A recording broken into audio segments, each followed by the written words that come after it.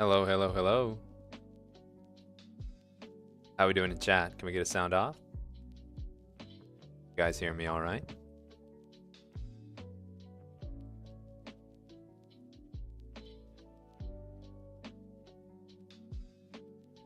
Like we had some exciting folks lining up, waiting for the stream to go live. Hi, nerd. Hi, tutor. Why is slow mode on? You think I know that? Think I know these things?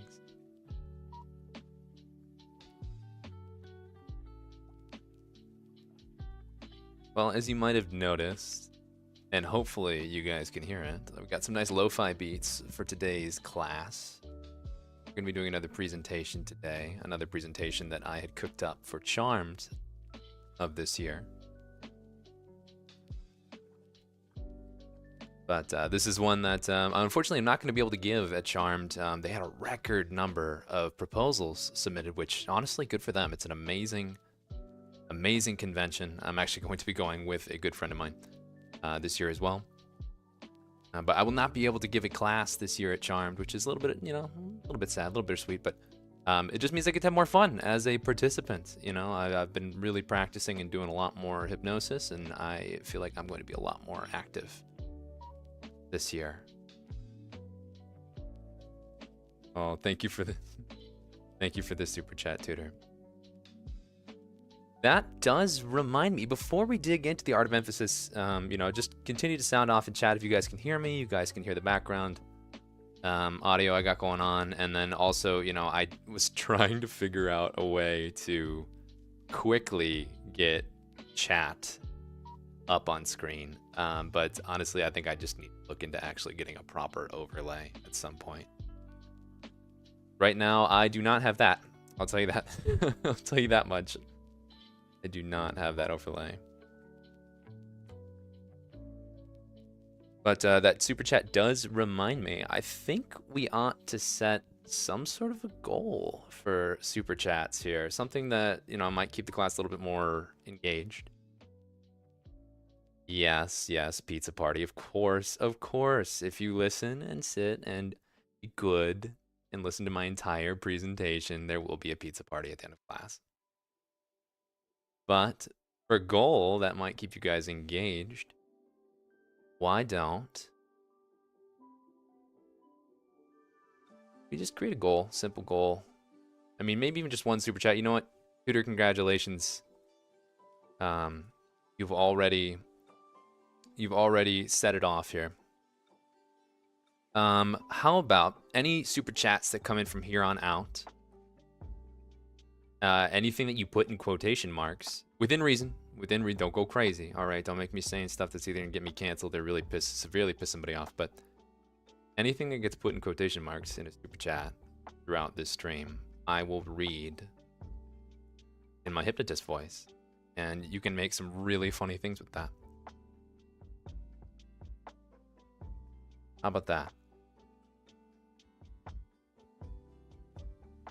So if you really want, make me say something goofy, make me say something funny. You want to paste, you know, an entire part of a copy pasta. I don't know. You go crazy, but let's start a goal.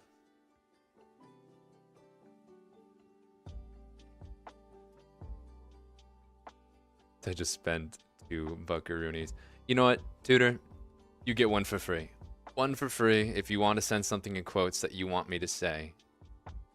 We'll start there. How about that?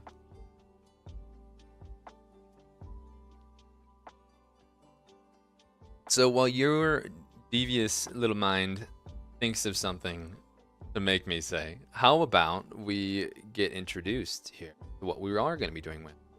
So again, this was my proposal for 2026 Charmed. 1 sec, I'm busy. This is the art of emphasis.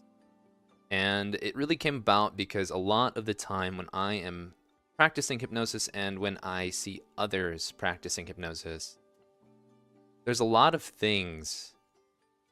Can we get 5 big booms? No, sorry. I'm not gonna hit that, but maybe if you hit with a super chat, we can get 5 really sultry, smooth booms. It's up to you, you know?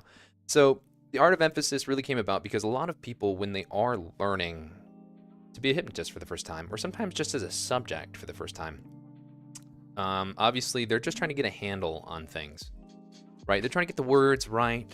Sometimes they're trying to fight through some nerves or just try to get calmed down. But a lot of things that are happening with that is that there are a lot more subtle things that can be done, with the voice, with body language. If you're texting or teasing somebody about their triggers or about certain things they enjoy over text, certain ways that you can make the text pop. Right, and even in this presentation as well, I get some partial into audio and video editing as well, because that's what I like to do. And I know there's a lot of, kind of content out there that I think is just on the very cusp of just being incredible. And it's just, sometimes it's the little things within audio or video editing that can really emphasize certain things and get somebody to understand more what you're trying to do or more what you want to draw attention to. So in this presentation, we're going to be going through kind of those three things: the voice, body language, text, and editing, showing you how you can emphasize things. So why don't we go ahead and get started? Hope everyone's buckled in. Hopefully you've got some water. You use the bathroom. Remember, no bathroom passes in my class. You have to deal with it. So as the slide advances here, hopefully there's not too much of a lag this time around. Again, I don't set a delay in YouTube Studio, and I certainly don't set a delay in my OBS, but it seems like there is a just inherent delay. So if ever I start chatting too far ahead of where the slide is, you can always sound off and chat as well. But my name is No Strings. Once again, if you find your way here, hopefully you've already at least seen my channel, or maybe you've seen me or know me from kind of around, maybe in VR chat or other places in Discord. But my name is No Strings. I'm a hypnotist, a content creator, and a representative of VR Hypnotic, an amazing Discord community in VR chat, as well as on Discord, that has a lot of great educational pieces, right? A huge emphasis on safety and safe practice of hypnosis, but also hosts a lot of fun events. They host a lot of fun hangouts, workshops, which is kind of where I got started practicing and finding regular subjects to work with. And then other kind of silly things. I think they did a maid cafe one time, which I am remiss, that I was unable to attend. But I hear it might happen again. It might happen again, and there's been some clamor. There's been some demand for No Strings in a maid outfit. I'm already kind of making promises with that I don't know if I'm going to be able to keep, but asking nice enough, maybe. Let's see. Yes, we do love VR Hypnotic. So that's a little bit about me, a little about what I do, but let's get into the art of emphasis, huh? So let's look at some places to emphasize, right? Again, I'd already kind of teased at this, but emphasis is really big, right? First and foremost, the voice. As some might argue that the voice is ultimately the hypnotist's best tool, right? It is the tool that they are going to use to not only give you the words, give you the feelings, give you the suggestion, but sometimes it's not about what you say, and rather how you say it. Yes, Tech Freak, you made it on time. Welcome in. So what I mean by how you say it is, you can already hear me right now, how you say it. Sometimes when people are learning to be a hypnotist, they are just trying to get the word right. But once you start getting your pattern, once you start getting your phrases, once you start getting more comfortable operating and running a session, start thinking about what words you're saying that you really want to just worm their way into that subject's mind. What words you want to start stressing or making sure that they hear or act on. Just simply using your voice in different ways, which we'll go over in detail, can really help highlight that. And as a subject, you can start listening for the ways that your hypnotist might start stressing certain words, digging into certain words, or rolling certain words. And so with that in mind, this is also a presentation for both hypnotists and hypnotees. I think both can take a lot. We'll even get to a section later on, and I'll show you there'll be a general theme. Just like my last presentation, with kind of having a big picture or a general theme. There'll be another theme here, and we'll get to that soon enough. Next up is body language, right?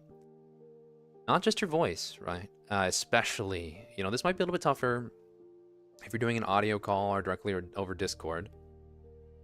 But when you're in person, or even in VR, you can get your body language involved. Gestures, right? You can gesture, you can get somebody's intention or set intention by certainly starting to stance up, starting to loom over somebody, starting to corner somebody. You can also maybe direct their eye contact, direct where they're looking. You can use things like a wave of a hand, and whether you're getting to somebody to follow a finger or not. There's all these different ways that you can emphasize where you want them to look, where you want them to pay attention to, because a lot of hypnosis is just directed focus. So if you start stressing the words with your voice and you start directing their attention with your body, or giving them subtle cues or signals with your body, you're already doing so much more to engage your subject. After body language, some other things we can look at is text, right? Making certain words stand out from the rest. And this is very big in places like Discord. And I know certain people who started out in forums pretty much their entire beginning of their subject journey was through text trances. Reading text and having those words do things in their mind and bring them through focused attention and suggestion. But what can you do as a hypnotist in that medium? Well, you certainly can do a lot more than simply typing things out wholesale, plain, right? You can do things like underlining, bolding. I like using a lot of tildes, if you've ever seen that. If you know me, if you've received any teasing or any sorts of message from me, I like my tildes, all right? Leave me alone. Tildes are great.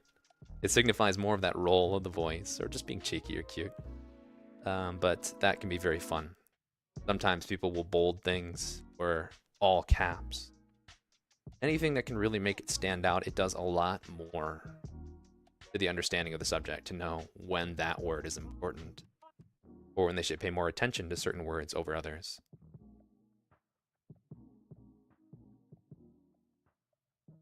And then last but not least, in this presentation, we'll be going over recorded files, both audio and editing technique that can really help pull you in. And obviously, I've been doing files on YouTube for quite some time now.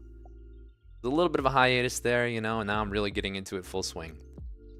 But I'd like to think I've picked up a few things here and there that I would really like to share with others, just so they can kind of have a better idea of what sort of things they can do, to create so much more engaging files. And not a lot of them are like crazy amounts of effort either. Not all of them are built it from the ground up and have way too many audio and video channels. Not speaking from experience here, obviously.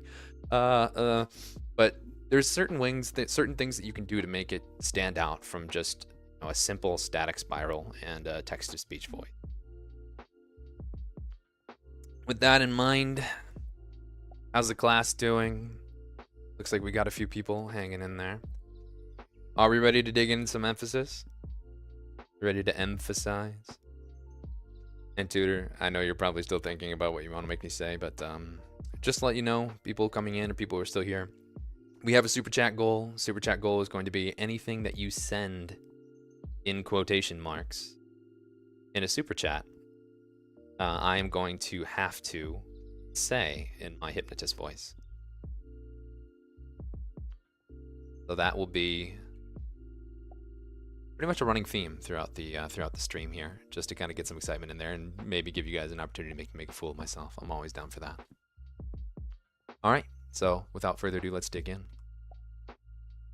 So before we begin, this is what I like to call the fundamental agreement. And notice how I'm emphasizing that. Italics and underline the fundamental agreement.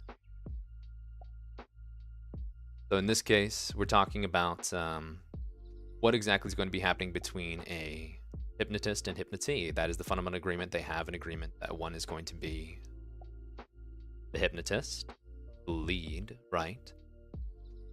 They're going to be leading. And this is also kind of the metaphor I like to use, the dance of hypnosis. Gotta do it with the whole B-movie script. You know what? I was honestly thinking about that. I don't know why the B-movie script came to mind. And then the Vaporeon copy pasta. And I might have just manifested that. But Those were the two. Those are the two that came to mind where I'm like, is this a good idea? Should I do this? And you know what? I think it'd be fun. Did you? What did you put in quotes? I don't see. Did you put anything in quotes? Yeah, oh god, yeah, I know, tech freak. I probably shouldn't have manifested that. Oh wait, let's see, did it come in? Dude, you might need to send it again and just make it obvious which is which.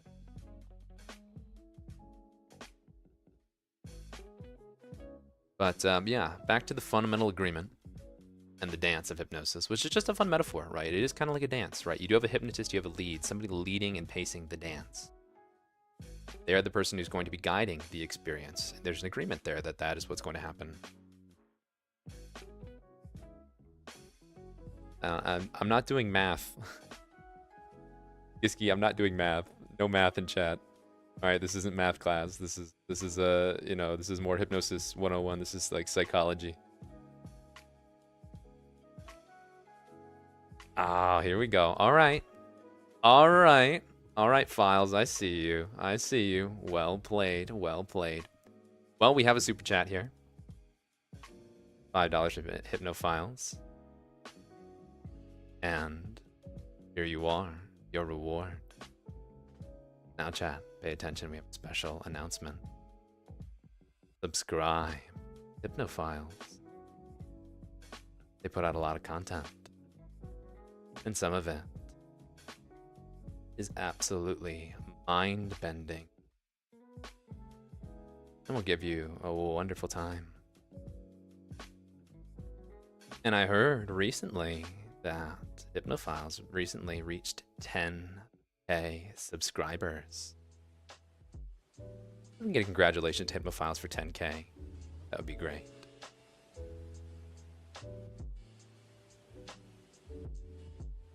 Appreciate it. Thank you so much.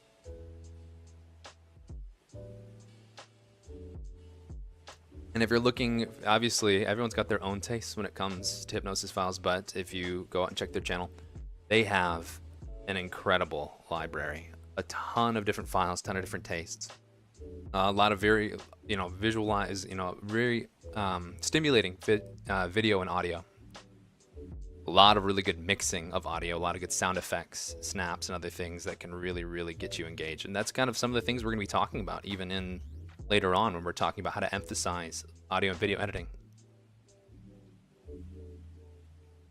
Can you make your super chat a shout out? Sure. Yes, Tutor.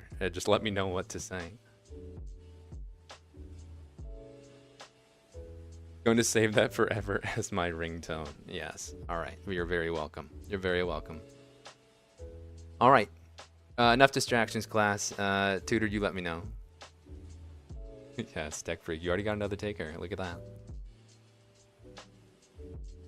All right. So the fundamental agreement in the dance, right? The lead is one half of the equation. But we have the other half, right? We have the subject or the follow. Right, they're following the lead and responding to given cues and direction. And similar to hypnosis, right? Similar to dancing and hypnosis, if you just simply put out your hand and offer a dance to somebody, you know, offer to like, hey, would you like to dance with me? And, you know, they put out their hand and say, I would love to. And your hand meets theirs. And if you can believe it or not, that isn't where dancing starts, right? You don't simply put your hand in somebody else's and suddenly you're waltzing. That's not how it works, right? You need to actually know somewhat about how to dance. You don't exactly need to know where you guys are going. You don't even need to know necessarily what dance you're doing, right? The hypnotist or the lead can give these subtle cues and direction. They can put pressure on the hand to go one way, go the other. You know, they can step one way to make you step the other. And before you know it, you can be waltzing, right? But that is that fundamental agreement, right? You have to agree to dance, and you both have to participate in the dance. Hypnosis is the same way. You can say, hey, would you like to be hypnotized? And the subject would say, that's great. And, you know, the hypnotist puts out their pocket watch, and suddenly you're in trance. It's like, no, that's not also how it happens. there needs to be some effort on both sides. In fact, arguably, the subject is doing the brunt of the work, doing these things when they're doing the dance of hypnosis. That is very similar. I like this metaphor a lot, and it is the fundamental agreement, right? Would you like to dance? Would you like to do a session? Yes, I would like to dance. Yes, I consent to being hypnotized. And then, before you know it, you're following each other's cues and leads and direction, and you're waltzing along the floor in no time. So that's exactly what I like to use. And then the fun part about this metaphor is also, understanding your role and how to use emphasis to play it. But then there's the potential to switch up said roles mid-dance, right? Turning the tables. I can help me as late as their pizza. Pizza party's at the end. And also raise your hand next time. No, I'm joking. But yeah, welcome to class. Welcome in. If you didn't catch it, super chat, subscribe to Hypnophiles. But no, we're talking right now about the fundamental agreement of hypnosis. We're going to be talking about the art of emphasis, what to emphasize. Similar to how you dance with a partner and you give them subtle cues and direction, like pressure on a hand or kind of rocking your weight back and forth. Hypnosis is the same way. You have a hypnotist and a subject, just like a lead and a follow, and you're giving each other a lot of the time subtle cues and direction. Knowing where your role is, where your role stands, and then how to use emphasis to play it. And then, of course, how to switch up that role mid-dance, and that's usually what is referred to as a switch, or a hypno switch. Somebody who can play either role, and sometimes it's quite clear-cut who's what, and sometimes scenes are left open, where it might not be so clear who's what, or things might shift around or change over time.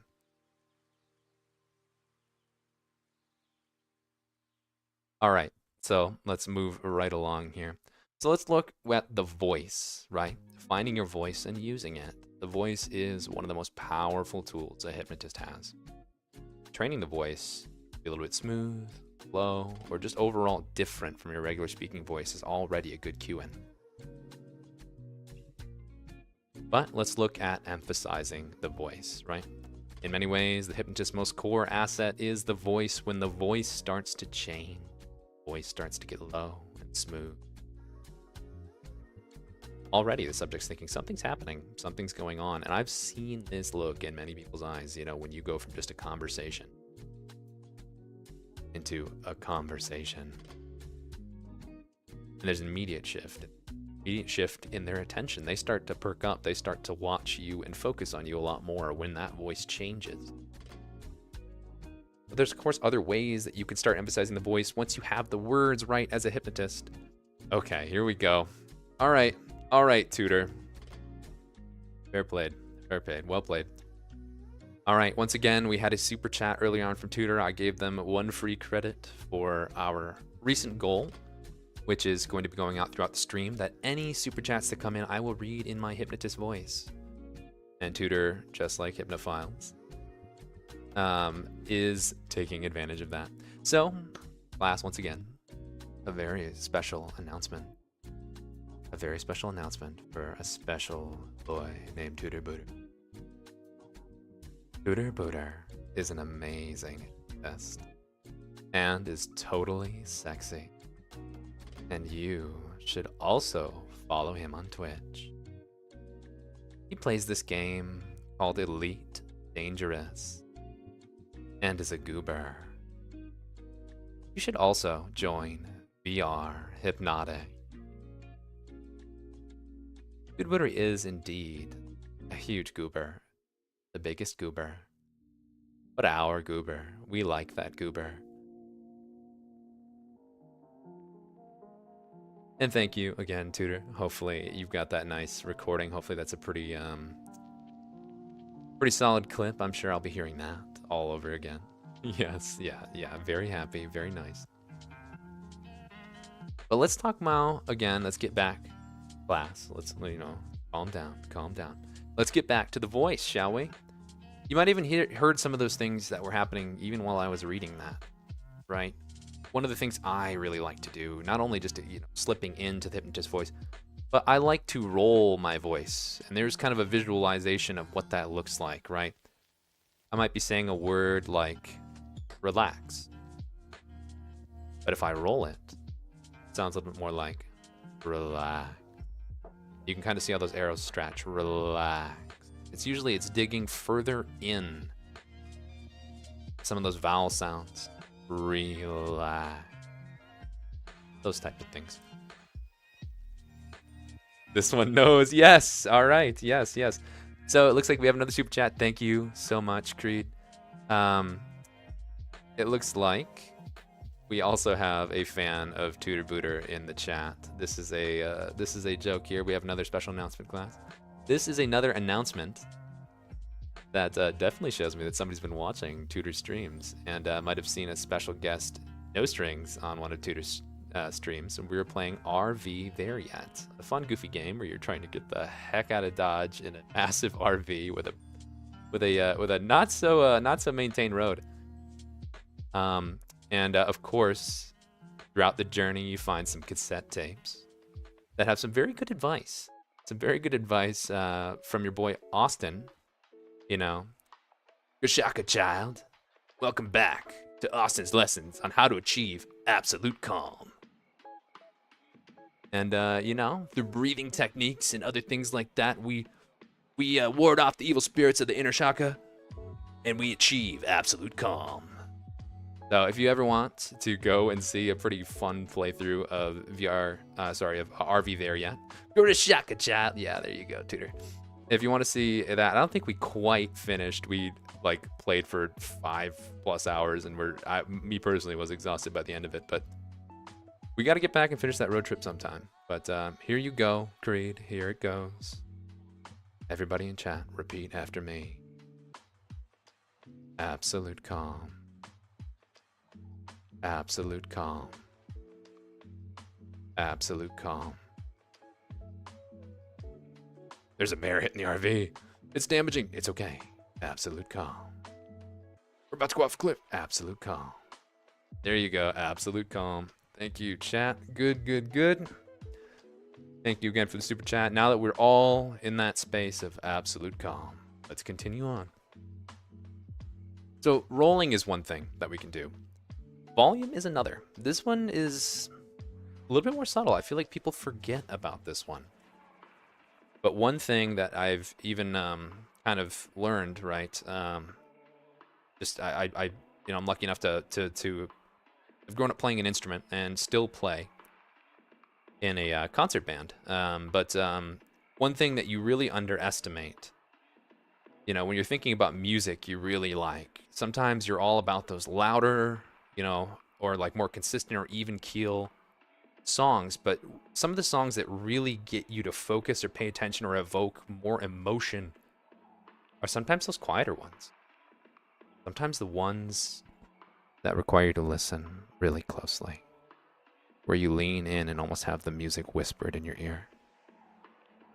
So sometimes when I'm trying to vary or really draw emphasis to something that I'm saying, I change the volume. If I want it to quicken, right? Or if I want something to be a little bit more plainly heard, I can be loud. But if I want somebody to really just focus on words that are being whispered in their ear, I can quiet down. And when I get quiet, they have to listen. They know that something's changed. Maybe I'm being more serious.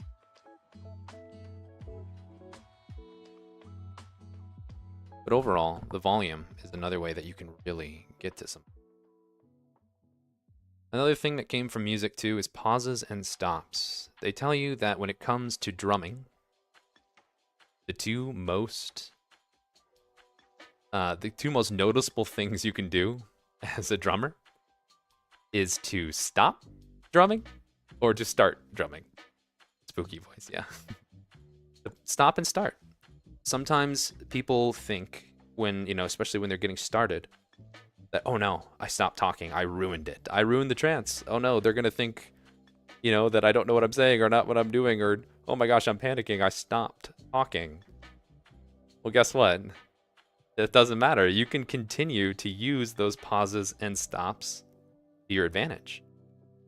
And anybody who's had a session with me, I challenge you now, you know, if you have another session with me to figure out when this happens.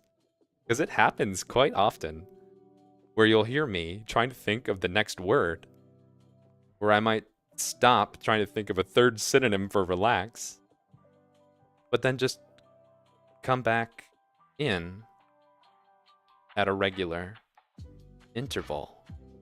And now, it wasn't a mistake.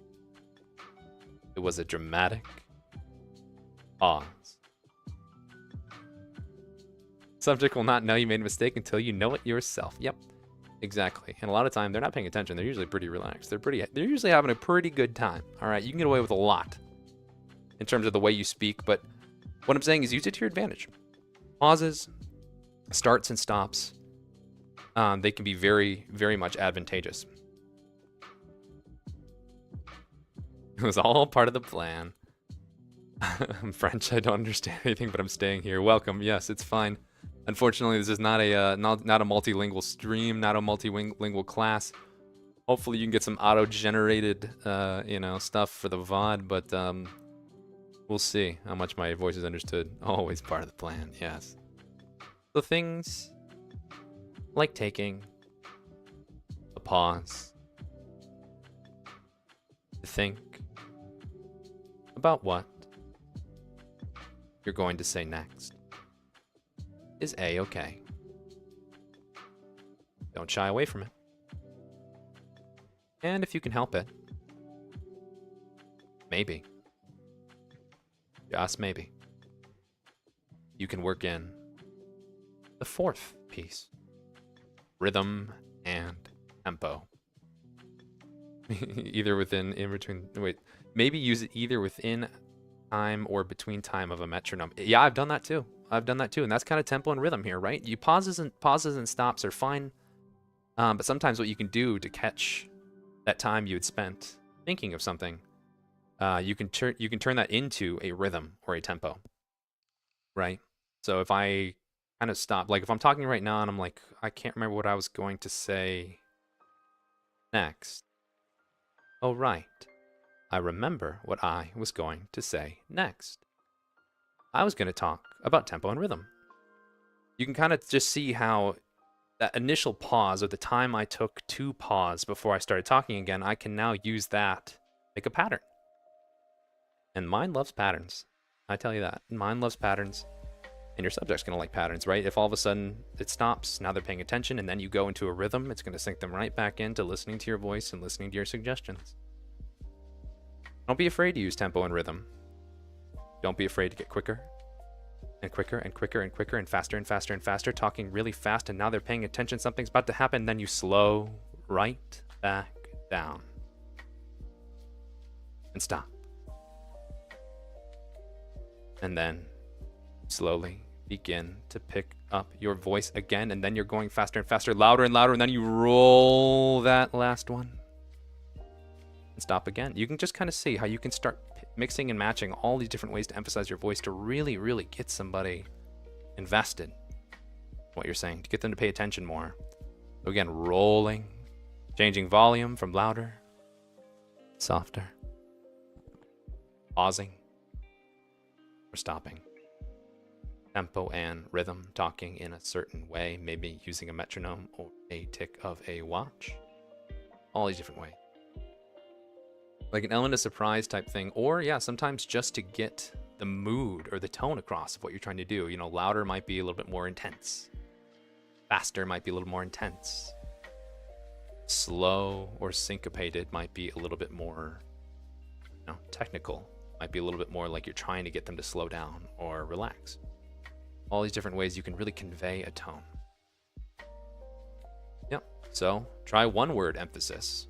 I do this quite often. A lot of times when I am just like rambling, sometimes when I do sessions, I don't do like a formal induction, right? Anything can be an induction. And if you've worked with somebody long enough, right, they're already just listening to your voice and words, and they can already kind of get themselves into trance.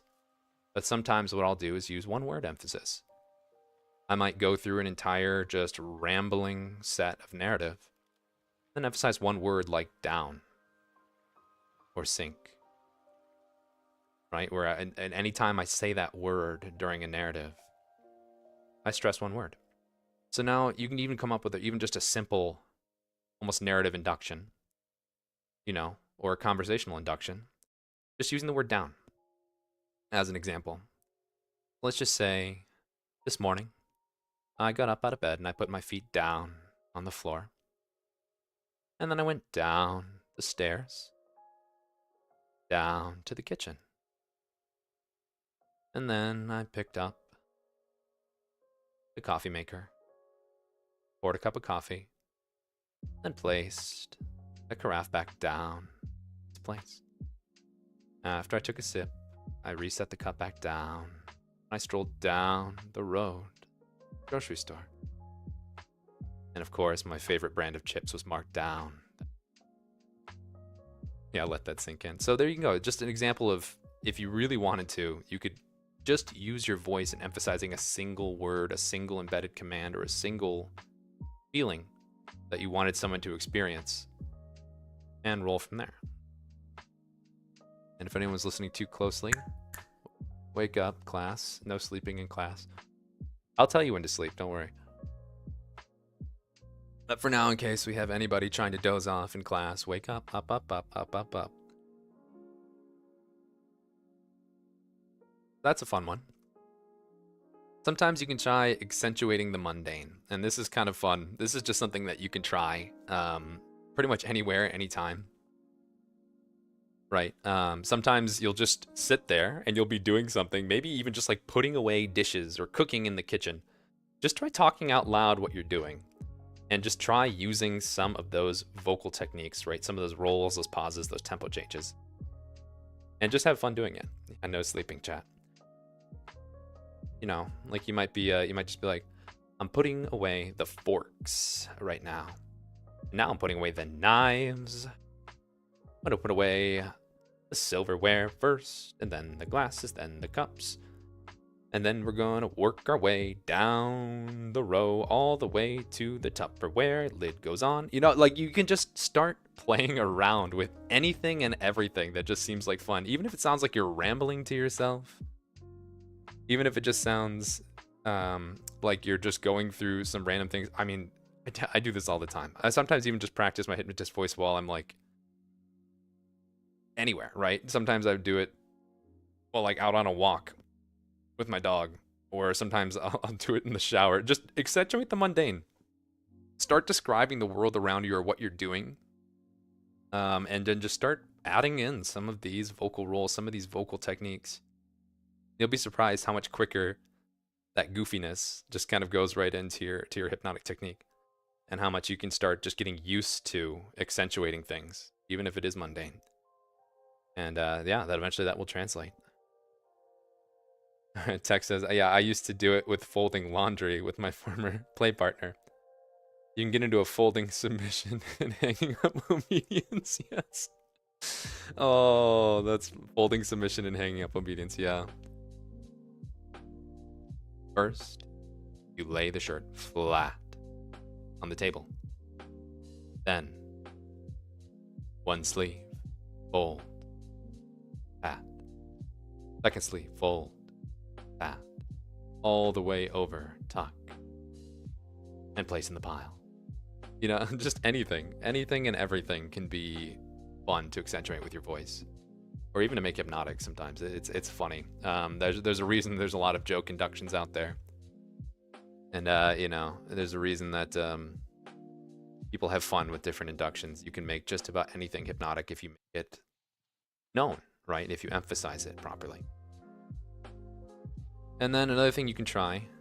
We're so much more eager to do laundry. Yes. Oh, I love that. Try some vocal impressions. Vocal impressions are really fun because not only does it help you kind of get out of your own voice or your own normal speaking voice that you do, right? It teaches you how other people use their voice or emphasize things with their voice, right? There's a reason that certain vocal impressions are so recognizable, because you can start getting into people's cadence, what words they stress, sometimes where they include pauses. And I think there's no better or even more proliferated impressions than, you know, over here in the United States. We like to make fun of our presidents around here. We like to take local figureheads, and I'm sure, you know, if you've got a prime minister, if you've got a president, if you've got anybody else that is a public figurehead for your country, I'm sure you do this too. We like to make fun of them because sometimes they have little mannerisms, little ways that they operate while they're speaking, and they are very, very public figures that have a lot of publicized and recorded speeches, right? And when you listen to those and try to mimic them, it can be very fun. So somebody like Barack Obama. Barack, when he's talking, likes to do short bursts. Likes to emphasize things with an upward inflection, or sometimes a downward inflection. And the mood and the tone of what he's saying is made clear by having a pause right after the word that he wanted to stress. So as you can see, just playing around with any sort of vocal impression and just listening for what they do emphasize or how they emphasize can be another one. What is Obama's last name? The world may never know. Skiski. The world may never know. Yes, but you can kind of see that that's always a fun one. So yeah, just try out some different vocal impressions, and you can really dig deep into how they emphasize or what makes their vocal impression so special. And I think public figureheads, are not only fun to poke fun at, but they have to stress things, right? They have to get things across, and they want to stress certain words. And you'll start to notice patterns in the way they speak. So, strings hypnotized sounded like Obama. How did you take number 3 from me? Yeah, I don't know. That's funny. But yeah, try out some impressions, and I think that's always a really fun one to try. So here comes one of the themes that's going to be going throughout the class here. It's how to turn the tables. As I was mentioning before, this is a dance. This is something that should be fun. It has a lead. It has a follow. Right? Obamacare induction. No. But how to turn the tables, right? There is a role. You have a lead. You have a follow. You have a hypnotist. You have a subject. But sometimes those roles can switch up mid-session, and that can be very fun. So here's some things to listen for in the voice that are those subtle cues. Those cues that something might be happening, that maybe, just maybe, your play partner in this scene is starting to lose that hold on that lead. If somebody starts getting quieter or softer without realizing, they start getting hitches or stutters in their voice, or they start trailing off or losing focus. These might be vocal cues that your subject might be, that your hypnotist might be starting to want to switch roles, might want to be giving you those cues or those indications in their voice that maybe it's time to turn the table. Maybe it's time for them to be subject for a little bit, and for you to take the lead. Obviously, negotiations and knowing who you're working with is important for these types of things. Always have open agreements, or always have some negotiations on the possibility of turning tables, but this is something you can look for.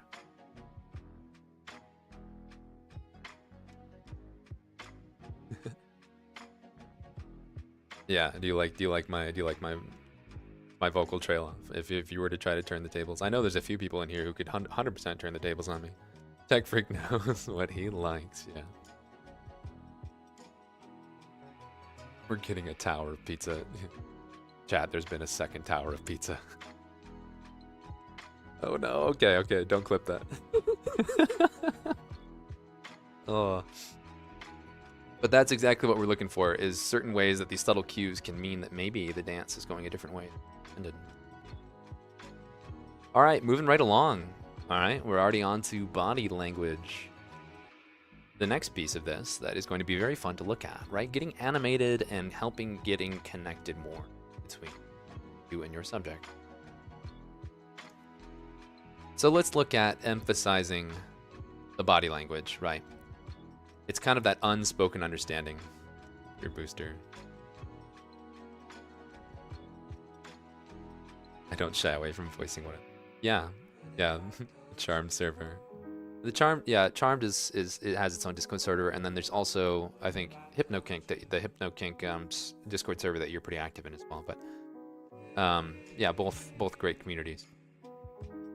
But emphasizing the body language, confidence, if only it'll come. Don't worry. The more you practice, and especially the more like practice subjects you work with, that just kind of you actually can see the results of your words and your suggestions, the more it just boosts your confidence. Trust me, it's gonna come. Emphasizing body language, that unspoken understanding. A lot of communication is body language, right? You can tell a lot of the time the mood of somebody or the tone of somebody. Yes, you did, Techfreak. You did invite me after we had kind of after Charmed from last year. Yeah, kind of met up at a hangout, because I think there's a lot of us who are at Charmed that dabble in VR, and we got to meet up, which was a ton of fun. So when it comes to body language, that unspoken communication, one of the big ones for hypnosis is eye contact. Eye contact is huge. There's a ton of hypnotic motifs of just being lost in somebody's eyes, right? Of just being told to stare at somebody's eye and not look away. Having the eyes be a visual focus. So sometimes when somebody's teetering on the edge of wanting to drop into trance, and you simply move in and tell them to look into your eyes and not look away. I can't tell you how many times I've seen people completely melt, or at that point in time, they are just going to be listening with zero distraction. They are now locked in. Like, it's something that eye contact is such a big one, right? Where it's something where they know you're talking to them, you're addressing them, they're focused on you. Not only works as a visual focus, but also just a cue for them to listen. Direct eye contact. And have a helpful dose of prolonged eye contact. Prolonged eye contact. Prolonged eye contact. Prolonged eye contact. Any Bo Burnham fans in the chat? Sound out for Bo Burnham. We like Bo Burnham. Really funny musical guy. Very much, a disturbed person, but what comedians are. Prolonged eye contact. Blind people in shambles. Actually, I think blind people are probably some of the better subjects, to be honest. Their imaginations probably run wild with their other senses. And, you can also just, still use and emphasize that voice, right? And then you can get some tactile, get some touch involved, if consent willing, and being in person, of course. But yeah, physical touch. Speaking of blind people, right there. Hey, look at that. If you are blind, guess what? You are not exempt from hypnosis. In fact, you're probably one of the stronger groups for hypnosis as a subject that I could think of. Physical touch, right? Sometimes simply tapping a part of the body that you're telling to relax is already emphasis it needs for somebody to immediately focus on what you're saying. If you poke somebody in the shoulder really gently and say, relax that shoulder, guarantee you they're going to be so much more focused on that and letting your words wash over them a lot more than not making that contact or not making that emphasizing gesture. So physical touch can be good. Obviously there's things like your pull or your arm, your handshake induction, or etc. But touching to emphasize what you're talking about or where you'd like somebody to focus is also big, and that can just come with pointing, right? But that's also gestures, right? Tappity tap, start spinning the subject, play spirals. Yeah. Just put like a picture or a poster on the wall and then on the ceiling, and then put them in a swivel chair and just spin them as fast as you can. Don't do that. This is a joke. But who knows? Physical touch, my beloved. Yes, exactly. Oh my gosh. Techfreak, I can't even tell you how many times just watching some of the legends in the space, like your Wise Guy. If people haven't looked up Wise Guy has a book and is one of the absolute legends in the hypnosis space. When I watch this man work with subjects, it's insane how efficient he is with his words, and how much he uses that unspoken communication, how much he uses that body language. One of his go-to deepeners, where many people would count down or drone on and on about trying to get somebody deeper in trance. He had such a subtle method that I thought was genius. That's something that I don't get to use very often as a virtual hypnotist. Just simply taking a hand, usually even sometimes the back or the fingertip, back of your fingers or your fingertips, and just gently brushing down the side of somebody's upper arm. Just brushing them downward with their hand, just that simple physical touch. That downward touch just was all the deepener that he needed oftentimes to get somebody absolutely zonked out, and it was amazing to watch. Never ask him about, oh yeah, he does not like PMRs. Although, I think famously, Wise Guy has like a 2-minute PMR. He's like, PMRs are way too long, way too boring, and I tend to agree. In one of his classes, he was able to do a PMR, an entire PMR, in like under 2 minutes. And he goes, this is all you need. He went through it so fast, and it was more of an allowing that relaxation to go down your body. Not telling you where it is, not even dwelling too much on the individual parts, just inviting you to form a relaxing feeling above you, and then just push it down. Just keep layering it over top yourself. So there's a lot about that. Sleep, go to sleep, go to sleep. Hope Buster induction, yeah. Avoid that type of physical touch. Unless they're into pain play, I don't know. I'm not going to judge. But physical touch is a big one. Gestures. Gestures is also a big one. Having somebody follow a finger. Sometimes if you want to emphasize a certain word, and this goes for even just giving speeches, sometimes you gesture with a wave of your hand.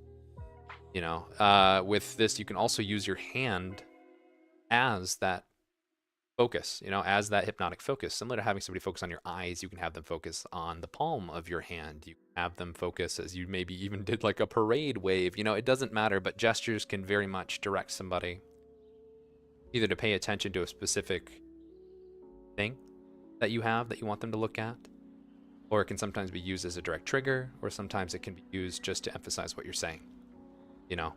Sometimes really fun if somebody sees like a metronome on a desk, right? Yeah, metronomes are kind of my thing, right? If you see a metronome on a desk and it's ticking, and I'm just talking to you, you might start focusing a little bit on the ticking. But how much more are you going to focus on the ticking if all of a sudden I take a hand and gesture towards it, invite you to look at it, and then invite you to begin listening closer? And now, just with a simple gesture, I've redirected your focus effortlessly without even saying a word.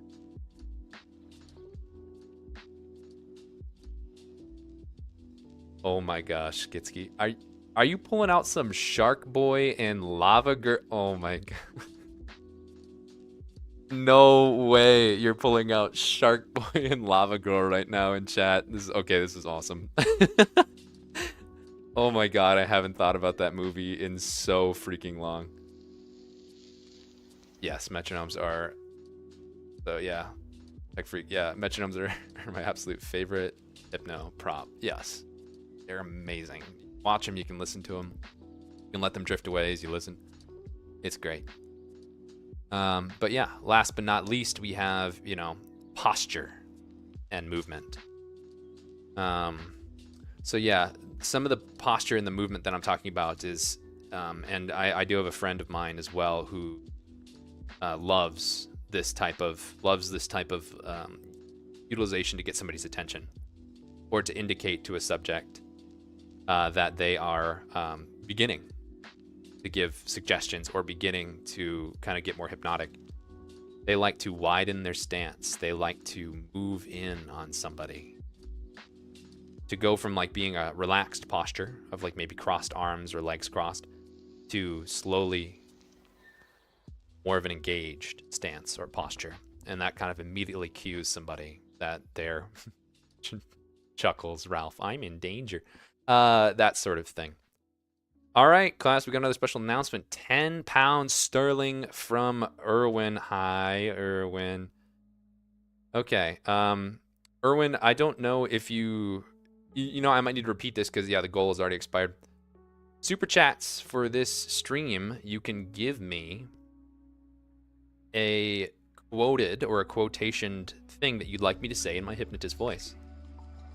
So I'll start out by saying what you did in here in case you already knew that, but I'll give you a free credit or a free token to give me something that you'd like me to say. I'm just imagining getting in a rugby style scrum stance. Yeah, pretty much, you know, and then then the other person's just like, uh-oh, what's about to happen? They're already kind of worried or excited, who knows.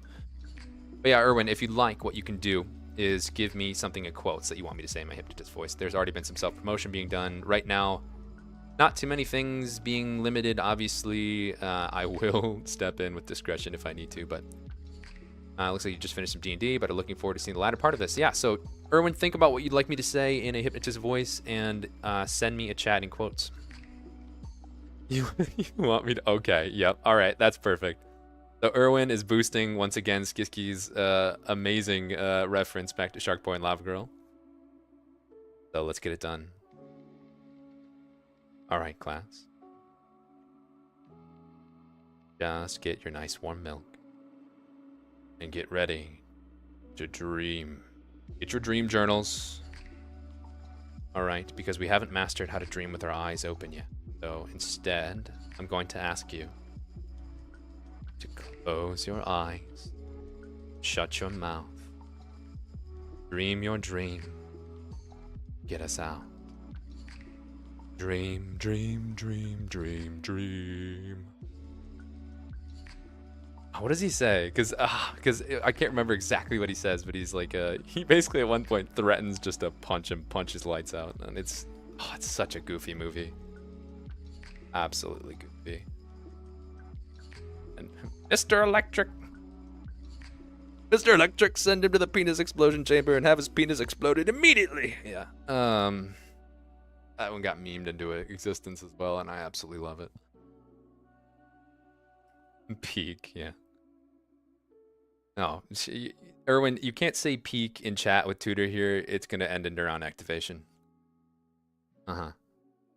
So, yeah, posture. If you really want to have like a dominant stance or a submissive stance, you know, posture is huge. And that can also help you with, again, turning those tables if you really want to. Because, yeah, posture can be very much indication of whether or not you are following or leading. Peak, yeah. Movie night now, yeah. Movie night with Shark Boy and Lava Girl. All right.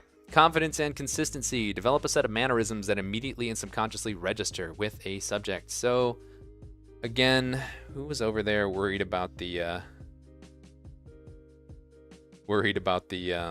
think that was Creed. I think that was you about confidence.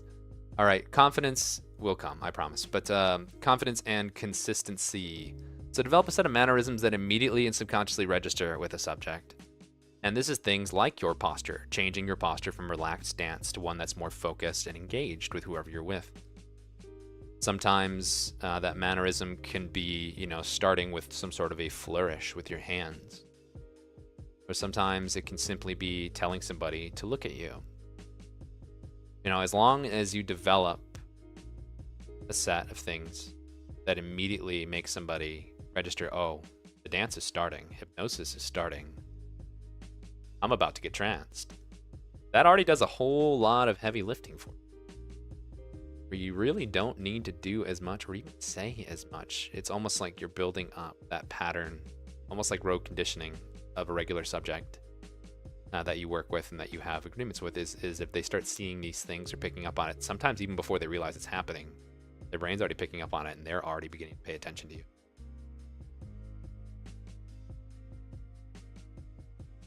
Goofy movie or an extremely goofy. I'm more partial to an extremely goofy movie. I don't know what it is. The skateboarding scenes, the disco. We got some, you know, the snap poetry or the slam poetry. But the original one is still really good. Oh, Power Line, some Eye to Eye. Oh, it's unbeatable. It's so good. And Stand Out, while we're at it.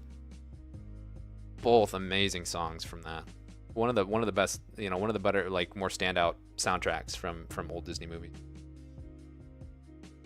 All right, confidence and consistency, definitely one to pay attention to. Don't practice your gestures, you know, concise movements or sounds.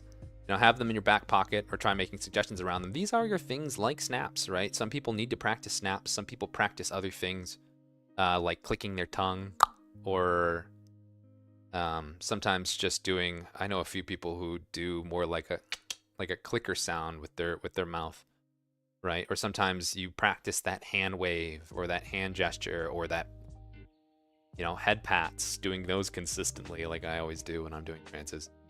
Or to brush slowly your hand over somebody's eyes as a way of making a suggestion to drop back into trance. I know there's a few people, actually, it's probably maybe some people in chat, who have direct suggestions of a trance trigger of just having a hand wave past their eyes. And that's always a pretty good one, pretty good go-to. And other things that I was mentioning, wise guy doing the deepener with just brushing down somebody's arm. Same thing, just practice those movements. Get used to them, and then they're in your back pocket, and you can use them. Yeah, there are a few people in chat trained on tongue clicks. Yeah. Head pats, what? Fun fact, I have a head pat video. I have an entire head pat file. So, and I might make more. I think there's been demand for additional head pat files. Some with different contexts. Maybe we can get one that's a little bit more pet play focused.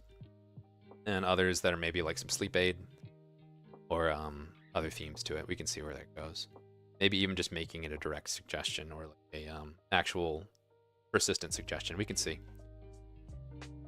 All right, so how to turn the tables are things to watch for when the roles of hypnotist and subject might be switching around. The fun thing to watch for is movement slowing, right? Sometimes people will be a little more animated to start. They might be up, they might be postured, right? To be the one who's a little bit more dominant, looming over, but maybe you start seeing them slowing down a bit. Maybe you start seeing that their shoulders have shifted back a little bit without them realizing it. Maybe instead of focusing, you also hear some of those hitches in the voice, and now, for whatever reason, they're looking at something behind you. What? They see the metronome that's been ticking on the desk the whole time? Oh, they're a little bit distracted. Their eye contact got broken. They're averting eye contact. Now they feel like when you start looming over them, you start realizing the tables are turning and you loom over them. And now you look them in the eyes and they can't look you in the eyes. They start looking down. They start looking flustered. Maybe they blush. Or maybe you can just see them slowly cowering backwards as your voice now changes. You start for them as you start getting your hand and figure out now they're following and watching you. And soon enough, the tables have turned. You have switched. The dance of hypnosis has now put you in the driver's seat. So yeah, that's the way you can kind of look for it. Look for especially that posture relaxing and that focus being broken. One thing that the submissives in chat might know is if there's some intense eye contact, sometimes it's hard to look back. Sometimes that intensity is palpable, and unless you've given a direct suggestion to stare into somebody's eyes and not look away, that is a huge key when somebody might look down or avert eye contact. And now I've fallen asleep to it, yeah. Just like we're focusing on this pizza party. Yes, thank you for reminding us. Still pizza party, of course. All right, but yeah, that's some ways that you can turn the tables. All right, let's move on to text right along. We're about halfway through, and yeah, we're about that hour mark too. So we're got some good pacing. Got something. Let me drive the bus. Yes. Yeah, we can all take a turn driving the bus. Somebody crashes it. All right, text written with purpose. Emphasizing text. Here we go. And this is whether or not you're going to do it in Discord, DMs, and everything in between, forums, chat boards. Anything and everything that involves text. Because text is a very, very valid and long-standing method of doing hypnosis online. And it can even be just a fun way that you interact with your existing play partners or your existing kind of subject-hypnotist relationships. Just, utilizing suggestions or other things that you already have put in place. And maybe like to use spontaneously or in other places that aren't a direct session. Like sometimes people like to do it throughout the day. Right? Like if I was trying to get Tech Freak to do laundry, and I just started sending them a bolded and underlined bold, or something like that, just some tongue-in-cheek, like you're going to fold now. And double entendre there, just to get you to do your chores.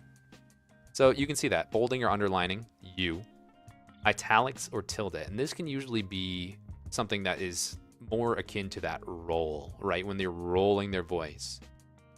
So the bold and underline is kind of just a pay attention to this word. It can also be there to directly let you know that this is like a stressed word. So you are You know, size and placement is also very important. Sometimes size can include volume. Like if it's all caps, it might be loud. If it's superscript or subscript, it might be quiet. And then the reading speed too. It's sometimes the rate at which you're sending text to somebody can also just kind of help build up that rhythm, that tempo that you normally would with your voice. So if we were to read the thing on the side and I were to vocalize it, it would be, "You are very sleepy." You know, you definitely want to just emphasize that, underline emphasizing that, italics meaning a roll, that tilde making it more sultry. All of those things are kind of ways that you can emphasize text. You do have laundry I need to fold. Yes. Well, not quite yet. You know what? You're free from doing laundry until my stream ends. But after that, I expect compliance. What? Who said that? Anyway, get a drink of coffee here. Hold on. So that's what you can do. But there's even more fun ways to use text. Here's some fun ideas for you to try. Anybody who's on Discord, who's out in one of those really fun hypnosis communities, VR Hypnotic, HypnoKink, all those other places. Discord spoilers. All right, these are very fun because it's basically you use those double bars, just like that. If you put those around any text, it grays out. So anything set between a double bar has that gray out effect until it's clicked. And once it's clicked, you know, it becomes unblocked from view, you know, until it's clicked on by the subject, making it easy to make fun little interactive things where they can build that anticipation of a subject wanting to click, wanting to figure out what have you hidden from them, what's there, what are they going to see, what suggestion are they going to get. Tutor, there you go. Just absolutely co-opting my chat for your own fun hypnotic mantra. Yep. So you might hide or you might spoiler your fun phrase there. And that makes it very fun and interactive because those hypnotic experiences are now engaging. You're basically inviting the subject to click on the thing that was blocked, the thing that was spoilered. People do entire like bubble wrap, you know, like boards with this. You click them all and they all pop, and then you maybe give suggestions about intelligence going down with each and every pop. Or sometimes you might be talking about you know, just spoilering each line. So now instead of you having to type out each line to pace out the text trance, you write it out ahead of time, but you spoiler each line so that they have to pace or make it more rhythmic to click the next line, to read it, to click the next line, and then read it, to click the next line, and then read it. Now the subject's in the pilot seat, and at least in the you know, driving the bus in terms of how fast they go through your instructions, how fast they go through your guidance, but they're still ultimately receiving your suggestions. They just get to choose when to click or how fast to click. Got them to fun. It's fun to do in Discord, yeah. Oh, the bubble wrap stuff gets me so hard. Yes, especially if it's prefaced with. Or sometimes I've seen them do the bubble, yeah, the W spoilers. Yeah, I've seen them do the bubble wrap strat, but a lot of them are like, it's like Minesweeper now. It's like one of these has your drop trigger underneath it, but you're gonna have to click them all to figure it out. So they're like, it's a huge board and they're clicking, it's like, safe, nope, not yet, nope, yep, nope, yep. Just like over until they finally get the one that drops them. Very fun stuff, very fun stuff. Other things you can do is what's known usually as embedding commands, or at least like basically separate commands here. So using like a specific qualifier. Usually you can use things like parentheses or brackets. Sometimes people I know will use like, sometimes we'll use italics, or sometimes otherwise we'll like strike out things that they want to be embedded commands. But essentially it's using these types of specific qualifiers in conjunction with pre-existing suggestions, right? A lot of the time this is to have a subject accept new triggers or commands, other things, or be given subtle direction without their conscious awareness. So again, this is very much something you'd agreed upon ahead of time, but it can be a fun way to kind of give subtle commands or hypnotic suggestions to somebody from a distance without them really being aware of it. So like you might be just on a video call with somebody and you send them a message, send them a message, and like in parentheses, you just say like smile, and then you just see them on the video smile without even thinking about it.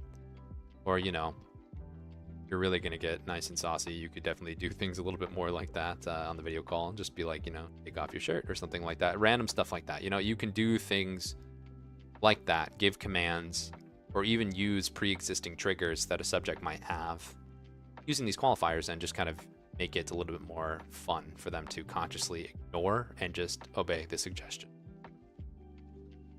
Hello, Exter, welcome in. Welcome to class. You're late to class, but I give you a pass. You're all right. You're all right. No worries. There's still a lot to learn.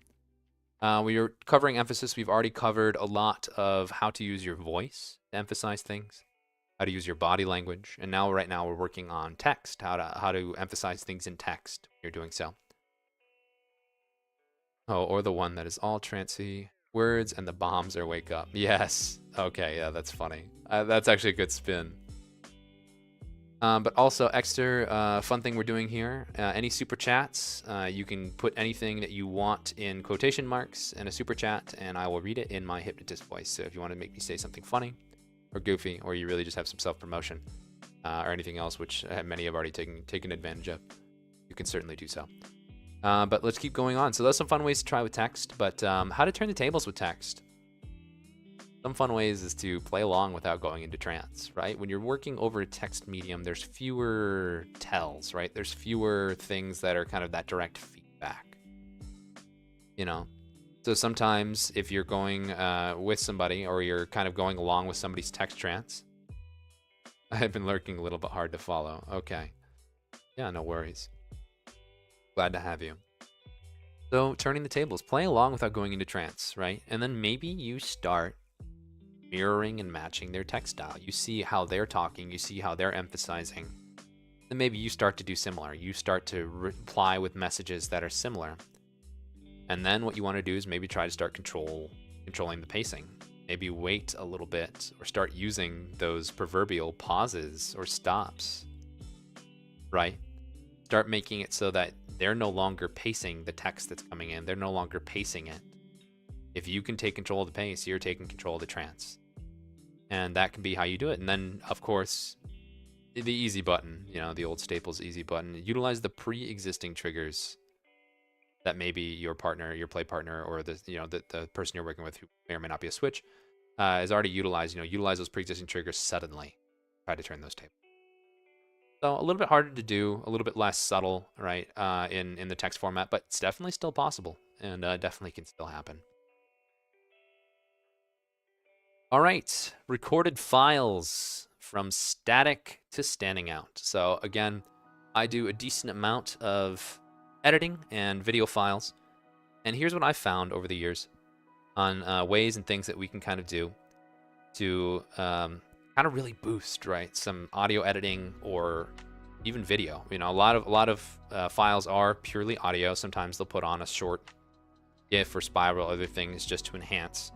There's nothing wrong with raw audio files, right? If somebody has a really nice voice, or if they're really good at kind of, again, emphasizing and using their voice to make an entire full experience, that's all fine and well. But when you are going to be adding some, you know, visual elements, or just wanting to get into audio editing or mixing or adding in sound effects or other things like that, there's a lot you can do. Really enhance it. You really believe I am the easy? You really believe in your own hype that much? Oh no. All right, it's all, yeah. Read. Don't play into tutor. Don't play into tutor. Yeah, I am the hype. Yeah. All right, it's all good. So let's move on and see what we're working with. All right, so just a warning here, we are going to be putting up a static spiral on the screen. Hopefully nobody's that easy, you know. That's gonna be a static spiral. It's just spiral.png. Here's your warning. 3, 2, 1, and boom, there it is. Look at that, a nice spiral, not moving, not quite very hypnotic, but you know, I'm sure I'm gonna get a lot of at symbols, yeah. But here we go. You know, a lot of spiral eyes. You're gonna be popping up in chat just to mess with teacher. Yeah. So here we go. Here's the hallmark of what I'd say is content that just kind of appears on YouTube. And you can usually tell that either it was somebody's first attempt at something, or they really aren't passionate about it, or maybe just trying to get in on what they perceive to be like a vulnerable or easily exploitable community. They start with a static spiral. All right, welcome to the kitchen. We're going to be cooking up the most generic hypnosis video ever. Strap in. Here we go. Static spiral.gif. All right, we have a single monotone colorless spiral just spinning, or maybe even not spinning. You know, who knows? I might be giving them too much credit. Maybe it is a static PNG. Let's see here. What's up next? What's on the docket? That's right. Insert monotone text to speech here. All right. I'm talking like you just wrote a script and plugged it in and generated your sound, your .wav file, and said good enough. And now the text to speech is saying things like relax or sleepy. You know, like it's just saying things in no way, shape, or form using any of the things that we've learned today about how to stress or emphasize the voice. Right? It's going. Luckily, you know, AI filters and other things like that have made it so there is a lot more natural speaking, a lot more natural stress happening in words. But I promise you, because I've been there, I've lived it, I've done it. Even in text-to-speech ones, you can give qualifiers, you can give cues to the text-to-speech software of certain words you want stressed, or said slower, or rolled, or pronounced a specific way. You can do it. It takes more effort, it does, but you can do it. You know, so like between the increase of AI filters, better text-to-speech, and other things like that, this is slowly going away. But I promise you, several years ago, you would find several of these types of videos of just plug and play script into text-to-speech, and off you go. So, what do we got next? That's right. Instructions nowhere near the focus. I can't tell you how much... No, Files, this is not you. I'm not talking about you in this case. Trust me, your files are extremely engaging. You have exciting visuals. You have such nice placement of different you know, sounds and other things like that. Your editing has been, you know, well improved, and you've definitely earned those 10K. This is somewhere near where you might find somebody who's absolutely either has no passion in it, or this is their first try and they just don't know some of these things. So this is exactly where we're starting. But I can't tell you how much this piece makes me so upset when somebody is trying to tell you, like they have like an image, like a static image of like a person or like a character or artwork, and they're telling you to look into that character's eyes, or they're telling you to look deep into the spiral, and they, you know, don't even have text to speech. They're just going off of text on the screen, and their text is somewhere tucked away in the corner or way down low or nowhere near where they're telling you to focus. How am I supposed to read and follow your instructions if you put the text nowhere nearby? You'll need to make files. Yes, you do, Tutor. Yes, you do. You made a few audios, I think, or at least played around with some audios, but yeah, definitely. Those is like don't really work or very poorly. Yeah, a lot of the time it's just like text that says close your eyes without using text to speech. Yes. Yes, tech for you understand. Yeah, that's all another thing where they're like your eyes are getting so heavy. It's like, what am I going to do? Am I going to close my eyes and read the back of my lids? Like, where am I going with this? But yes, so these are all like the hallmarks of somebody who just either doesn't understand how hypnosis works. It's their first go, or they are literally just putting out a file because they think that every person is just going to fall to a static spiral with no other effort put in. And so, you know, this is where we get the hallmark of, you know, daring today, are we? You know, it's all right, cool. You have all the hallmarks of mistakes being made within trying to create a hypnosis file. And the classic hypnosis videos. Shit post induction, yeah. Yeah, I should just make an entire file with with all the mistakes. Tell people to close their eyes without text to speech. Put the instructions tucked away in the back left corner. Yeah, this would be great. So here we go. how can we fix this, right? How can we get away from this? So emphasizing recorded files. Little things go a long way, right? Again, emphasizing long. Here we go. Visual transitions.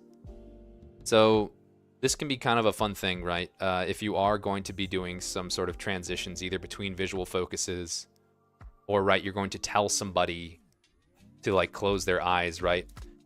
Sometimes what is helpful with that is have audio, have actual like a voice speaking. So when their eyes are closed, they can still be doing things. But like if you are going to have them close their eyes, maybe try dimming the screen, to show them that, hey, a visual transition's happening, close your eyes, or you're not supposed to be looking at the screen anymore. Or maybe when you're introducing a new element or a new focus on the screen, maybe try just fading it in, having it drop down from the top. Maybe have, a change in background slowly or subtly happen. Sometimes things just appear. Or sometimes they mention things that aren't even there or happening. Like I've seen some files be like, watch the sway of something. I go, it's not moving. It's not moving at all. Like, is it supposed to be moving? Like, I feel like it should be moving. You're telling me to watch something that's in motion, and it's not moving. So having to transition, and sometimes even just making sure whatever visual you're referencing is there and in a place that is easily able to be seen. Adding audio effects. Here's one that, speaking of hypnophiles, I think you do an absolutely stellar job of including audio effects. Things that are happening or things that are referenced based on either a kind of an impact moment where you want somebody to listen to a specific command or listen to a specific suggestion. Or sometimes even just having certain audio effects or transitions that, dovetail or like complement the different suggestions being made, like popping sounds or other sorts of, even like moans in the background, et cetera, et cetera. All these different things that can be really helpful. If you have absolutely no audio effects that you're mixing in to emphasize your suggestions or other things like that. Let's see. How to hypnosis. Open 6 tabs of Livestream live stream, pretend it's an echo. God damn. You're getting sleepy. Crunch, crunch, crunch. Yeah, exactly. Make sure the audio effects are appropriate for whatever you're saying, right? Whatever you're actually trying to implement, what suggestions you're giving. But if you haven't mixed in any audio effects, do it. It's a lot of fun. Remixing your voice, giving some reverb, giving some stereo delay, giving some snaps, giving some sounds, where it just like powers down, and that's like the drop. I've seen that a lot, and it's extremely effective on me. I'm such an audiophile. I love hearing things that, emphasized sounds in audio that tell me exactly what to do, that give me those subtle cues on what's happening. Binaurals, yes. Binaurals are amazing. Impact points, exactly what I was talking about. You can use visual and audio for these types of impact points. I'm talking about that big moment where you are dropped, right? Or that big moment where, the pacing changes. I'm talking something where the screen might flash, you hear a snap, and all of a sudden binaurals kick in, and now you're like, uh-oh, I'm in trance. Or, oh my gosh, things are changing, pace is going different. I'm like now locked in. I can't tell you how nice it is in a recorded file when you do have those impact moments and you get that deepening by realization. You go, oh my gosh, I have been staring at the screen so long. I can't look away now. Like, I am locked in. Like, I am completely hypnotized at this point. And a lot of time impact points like that are best emphasized with things like a flashing screen or a sudden audio effect, or combining both of those with a said trigger. Those impact points really, really make a difference and keep it from being a long, monotone, boring file that doesn't really go anywhere. And that has its place. If it is a complete relaxation file, that's fine. But an impact moment could be simply introducing something, like if you're going to walk somebody through a beach visualization, and that impact moment is that first step somebody takes onto the sand, and they feel the squish of the sand between their toes, and they smell the salt spray of the ocean, and suddenly the sound of waves start creeping in until they just hear a full lapping of waves on the beach. And now everything's calming down a lot more. They're going to sigh that relief, feel and be there, and now they're hearing that audio effect, that background, come in at the right moment. And although that wasn't flashy, although it wasn't a huge thing It was a cue. It was subtle. It was effective, being an impact moment. That's something to think about. Tuning fork video, yes, yeah. Oh my gosh, Tutor, no, the RAM, Tutor, stop. You can't go any more tabs. If you go any more tabs, it's gonna break. But yeah. For anyone who's joining the class, it looks like we're getting a lot more viewers. Thank you for joining. We are now working on the emphasizing of recorded files. Some things that we've already gone through that you can check in the VOD as well is how to emphasize your voice, your body language, and things written in text. Also, we are featuring today, if you do any super chats, simply put anything you'd like me to say in quotation marks, and I'll do so in my hypnotist voice. So you can get me to say some goofy stuff. You know, I don't know how many character limits they have on these super chats, but you can make me say whatever you'd like in a hypnotist voice. Within reason. I could veto if it's something crazy, but I'm usually quite up and quite comfortable with making a fool of myself, as you probably saw from my first stream. But, yep, there we go. Would boss music be an impact point? Exactly. Yeah, if you wanted to start doing some fear play, you know, if you have people who have done too many fromware software games and you're walking them through you're walking down a nice fields, you know, there's like nice golden flowers. There's some sort of sparkle in the air. There's large rock pillars and a nice cool breeze going by, and then suddenly, boss music. You see it. Shia LaBeouf. No, I'm joking. You see the tree sentinel, you know, like, or start boss music, and now all of a sudden they go from being nice, gentle, relaxed, to all of a sudden, maybe if you wanted to instill some fear, you know, you can do so simply by doing boss music. That is, yeah, an impact moment. Shia LaBeouf. Actual cannibal Shia LaBeouf, yeah. Oh my gosh, I love that one so much. But yeah. Many tabs, couldn't understand anything being spoken. Tutor. ADHD at work, ladies and gentlemen. Okay, so impact points are great. And then knowing the medium, right? I think this is exactly what you're at with Tech Freak, with trying to tell somebody to close their eyes when you're doing a text trance. You know, when you're displaying the text and the suggestions on screen and then asking them to close their eyes. You know, this also comes into certain files that ask you to move around or to do things or to respond in a way, right? You have to assume that if somebody's watching a pre-recorded file, if it's an audio medium, yeah, they're probably just wearing headphones, and you can tell them to wear headphones and have room to move around. Great.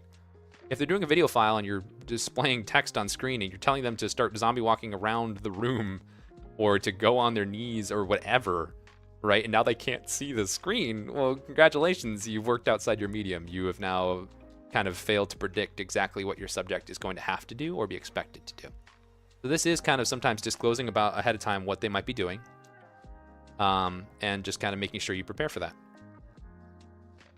Yeah, 44 tabs sounded otherworldly. Stop. That's just like in today's day and age, this is a flex on how much RAM you got.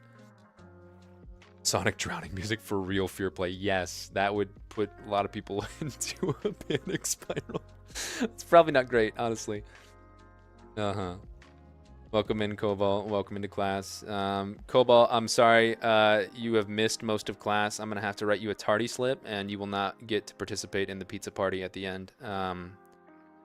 You know, maybe. If you show good behavior, you can make an appeal. But for now, it's not looking good. You're very late to class. All right, let's keep going on.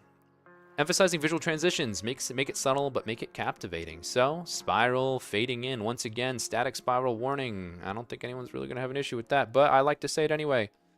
So, like, look here. Wah, there it goes. It fades in. That might be from the start. If you have, like, an opening scene where you're displaying maybe some things. Oh, and then you try to, you know, transition into the hypnotic visual. All right, Shy, here we go. Thank you for the 10 pounds. Yep. I'm assuming that's what you want me to say in my hypnotist voice. I know you didn't put quotes, but I will say it anyway. Unless you have something else you want me to say in my hypnotist voice, if you wanted to chat now and redeem that with some quotation marks, I'll let you do it.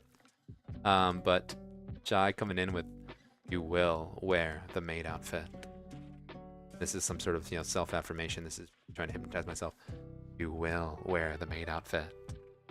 You will wear the maid outfit. You want to serve the head maid. No. Okay, yes, say it. Yeah. I'll just have to keep saying it, repeating it to myself over and over again until it becomes a reality, because I think, Shy, I think you would love to see me in a maid outfit. You know what? Fair enough. Very clever. Very clever. I love it. All right. You know what? That might have convinced me. That might have convinced me. We'll figure it out. We'll figure it out. Especially with so many generous super chats here. Thank you to everybody with the super chats. I can certainly afford a new maid outfit now. Oh, there we go. All right, perfect. So as you can see there was that visual transition of fading in. And that can be a subtle thing, but it can be a lot more engaging, because a lot of times people have title screens or things at the beginning, like a disclosure, right, about maybe what's in the file or what people are about to get into. And then simply fading that spiral in can be a nice way to get people to settle in and say, hey, it's starting. Hey, pay attention now. Hey, it's beginning. You know, that sort of thing. Zooming in. You know, once again, you can zoom in. So maybe after fading it in, you can start slowly zooming it in. Because not only is that giving the effect of, hey, the spiral's spinning, it's already kind of pulling you down into it. But now it starts to zoom in on you as well. Wow, that's getting closer. Wow, I'm paying more attention to that. Wow, that looks really nice. Zooming things in can also just be a really subtle way to get somebody's attention. And that can help make those impact points, right? If you snap and all of a sudden the spiral is up closer or spinning faster or doing something else, you know, that is already another impact point that you can make. Dim/brighten. Again, I was talking about if you're going to have somebody close their eyes, sometimes dimming the spiral as an indication that, hey, your eyes should be closed. Or just make it easier on them so they're not flashbanging themselves, you know, if they're watching your video or watching your file in a dark room. So these are all just really easy visual transitions that you use that will set you apart from just having a static spiral on the screen the entire time. Oh my god, it's YouTube hypnosis. Yes, yes. Welcome to the world of pre-made files.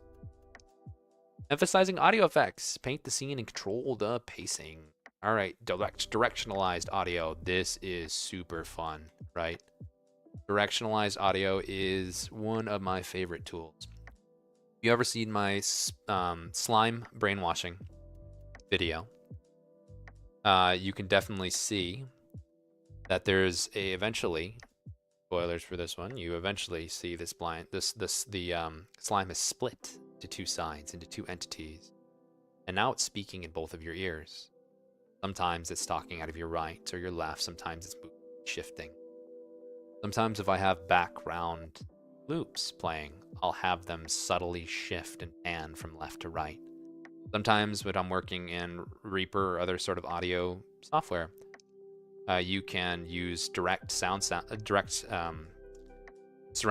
and modulate so that it feels like it's going in like a sinusoidal wave. You know, it's getting closer and farther and closer, over and over, left and right. It just keeps going around and around. So sometimes showing where something is coming from, or maybe making it harder to determine where it's coming from by simply directionalizing the audio, that can be a very fun tool for audio effects. Video only with a moving spiral. Put the subscribe button being clicked in the middle of the video. Yeah, pretty much. There will be people that shameless who would probably just like completely just put subscribe in the middle and just keep it there the whole time. Just block the actual focal point. Many people that would want to see you in a maid outfit. Yeah, no, definitely. All right, after directionalizing, volume and tone can be a big one as well. Tech, I know that you mentioned that you really liked my tuning fork video. For many, that volume and that tone probably sounds quite pleasant. It's probably very nice to listen to. But it's not for everybody. You know, I even had somebody who mentioned that the tone of the tuning fork and how loud it was compared to my voice, it took somebody out of trance. Like they couldn't quite trance to it because for them, that volume and tone just wasn't mixed right or wasn't, you know, appealing to them. And that's fine. You know, everyone kind of has that own thing. So paying attention to your volume and your playback and making sure that things are at appropriate levels is really big. And then making sure the tone is clean, right? If you have a bunch of like, if you're recording some sounds or recording your voice and somebody's running a vacuum in the back, right? I mean, might throw things off quite a bit. Or your gate isn't properly there and now a bunch of words and other things are getting cut off. That will really affect your tone and how things flow. Reverb and other effects. This is honestly, in my mind, almost a must for pre-recorded files because you have these things at your fingertips. Best to use them, right? When you're live, you can't quite just add reverb to your voice unless you can, then in which case I'm jealous. And also, what Eldritch Being did you make a deal with to be able to do that? Because give me their number. But if you can make your voice reverb in real life, that's good on you. But when you are doing re-record or like recorded, pre-recorded content, you have so many tools to make things sound more distant, more echoey, more just like hypnotic, right? And that can be impact moments. Maybe when you have somebody closing their eyes, suddenly a snap happens, and now with their eyes closed, your voice changes now to reverb, right? Echoey now, because your eyes are closed, and now you're not quite sure, and now you're directionalizing and changing the tone to be softer, smoother, and all around you, and now it's spinning and modulating around you. You have no idea where that voice is coming from. It may as well be coming from inside your head. You have so many things at your disposal. So keeping your voice the same, not using these types of audio effects at certain times, right? Or even from the beginning. You're seriously handicapping your files. I think it's a lot of fun to include these things. But there is a time and place, and certainly there are people out there who have the voice to just have a clean tone the entire time and still be very engaging. And the reason they are is because they have such a clean tone. They're recording such clean lines, and they're using other methods like our voice emphasis to keep people's attention. They don't need to rely on audio effects, but I'm saying they are available, they are there, and they can be very, very, very effective. Subscriminals. What is your base model? We can make the outfit a reality. I already have one picked out. No worries, Tutor. You don't have to do that. This has been a suggestion in the making. It has been something going for quite some time. So don't worry about that. You let me worry about the maid outfit. What you mean the same induction doesn't work with everyone? Yeah. Voice mod. Yeah, voice mod can be very fun.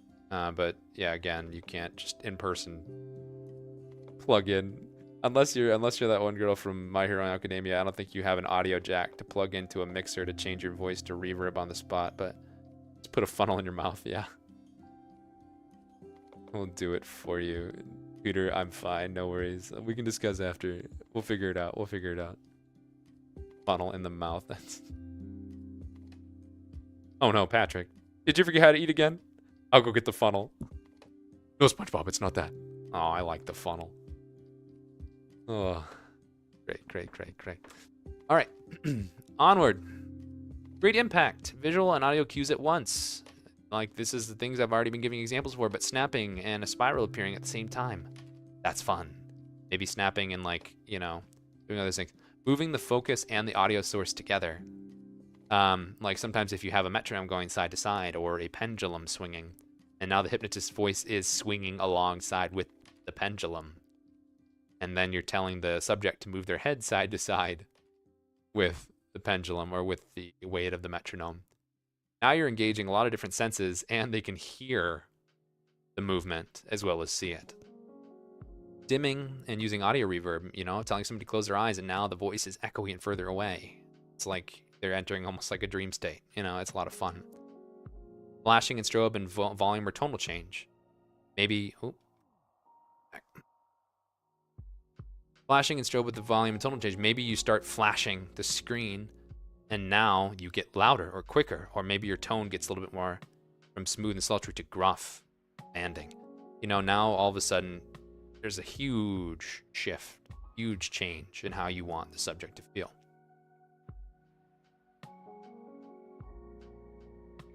All right, Dragosaur, welcome in. We'll do some Q&A at the end. So what got you into Hypno? We can get into that at the end here. We're almost actually to the end of the thing. So hold on to that question. And when we hit the Q&A, definitely ask that again. Age 6, 2026. Absolute calm indeed. Absolute calm. All right. And know your medium. All right, pre-recorded. Disclose your suggestions and topics ahead of time, right? You can't do and sit down and have a full pre-talk with somebody in a pre-recorded file. It's a pre-recorded medium. It's going to end up on the internet, and it's going to get clicked on by somebody or downloaded by somebody, and then they're going to launch it. Always disclose what's going to happen in there. That's that trust aspect, right? People need to know what they're getting into. And also let them know what is expected of them. You know, if they are going to be moving, changing positions, you know, if they need specific items or you're expecting a specific result, you should let them know that so they can prepare ahead of time and not have to be interrupted. Obviously, some files will use they pause and go get this or pause and do this. That can be helpful. Sometimes just trying to think ahead, get in the mind of the subject and go, how much time would they need to do? Right? You tell them to remove their clothing. How long might that take somebody? Maybe you give them a full 30 seconds or a minute and then just say, as soon as you're done, just stare back into the spiral and wait for more instructions. Maybe you tell them to pause or whatnot. You know, it's all these different things. You kind of just need to think ahead of time exactly what the subject is going to need to do in response to your suggestions and give them that heads up and tell them what they need in order to follow. Because if they're going to properly obey, they need to know what they're getting into and exactly have that prepared. Love your vids. Thank you, Dragosaur. Thank you. I really appreciate that. I'm going to have to rewatch this segment on making videos. Yeah, certainly. Or, you know, you and I could also just do some private one-on-one lessons if you really want it. Strings 20. Yes. Specific items. Yes, yes. Waggles, eyebrows. I won't say which ones, but, you know, whatever one just popped in your head right now, that, ooh, that's a little saucy. I don't know about that one. But yeah, whatever you want to do, you little freaks, anything you like, have with you for that, or anything you might be instructed to pick up in place. You know, maybe it's the Marie Kondo file, you know. Start going through all your junk and see if it sparks joy while you're in trance. You wake up and half your junk is in the bin, yeah. Oh, yeah. Oh, there we go. You know, adding that to the joke file list, I already have to do a moth and lamp file. Maybe I do a Marie Kondo. That could be funny as well. All right. Oh, how the turntables. Here we go. Again, know your medium. How are you going to turn the tables on a pre-recorded file? You know, that's exactly what I'm talking about. Know your medium. Know where you're at. You really can't turn the tables. You're not going to try to somehow psychically connect with the person who made the file and trance them back. It's just not going to happen. So, yes. So, unfortunately, this one does not quite work that. But, again, let's review. Emphasis, the art of emphasis, starting with the voice, right? Not just what you say, but how you say it. Whether you roll, whether you get quiet or loud, whether you pause for dramatic effect, or simply add some rhythm to it. However you use your voice, there's ways to emphasize and way to just modulate your voice and utilize your voice in a way that is going to capture people's attention and point them and show them the suggestions that you really want them to pay attention to. There was body language, right? Directing people's attention and setting the intention using your posture, your eye contact, gestures, physical touch. Anything that you want them to focus on. If you want them to focus on your eyes, if you want to gesture towards that pretty pocket watch that's been swinging behind them the whole time. Anything and everything. You can use your body to communicate so much more than you realize. Text, making words stand out, from bolding to underlining to italics, to my favorite little tilde, where you just make it roll and dig into it. Very fun stuff. Other things like spoilers in Discord, or using embedded commands with parentheses. And finally, recorded files, audio and video editing techniques that really make a difference. Please, please, please, if you are going to make files, make it fun. Make it interesting, make it your own. Don't just, think you can plug in your script to a text-to-speech and put up a static GIF and call it a day, all right? That is not, my opinion, adding too much to the landscape of files out there. Try recording your own voice. That already makes it unique. Try doing little subtle shifts like zooming in, dimming, or fading. Try adding in some audio effects or audio cues. Trust me, it goes a long way. And it's going to make you stand out a lot more, and it's going to give whoever's watching your file a lot more enjoyment. Oh wow, VR Hypnotic. Say. That where we can find? Yeah, yes, that is where you can find me. And there gave 5 stars on Yelp. Yes. No, there are no strings in VR Hypnotic. Yeah, no, yeah, I've got my metaphorical string pretty far. No strings attached. Yeah. Trust us with your hypnosis. Yeah. All right, now we got some has-been hotel stuff going through. Yeah. He said the thing. Yes. No strings attached.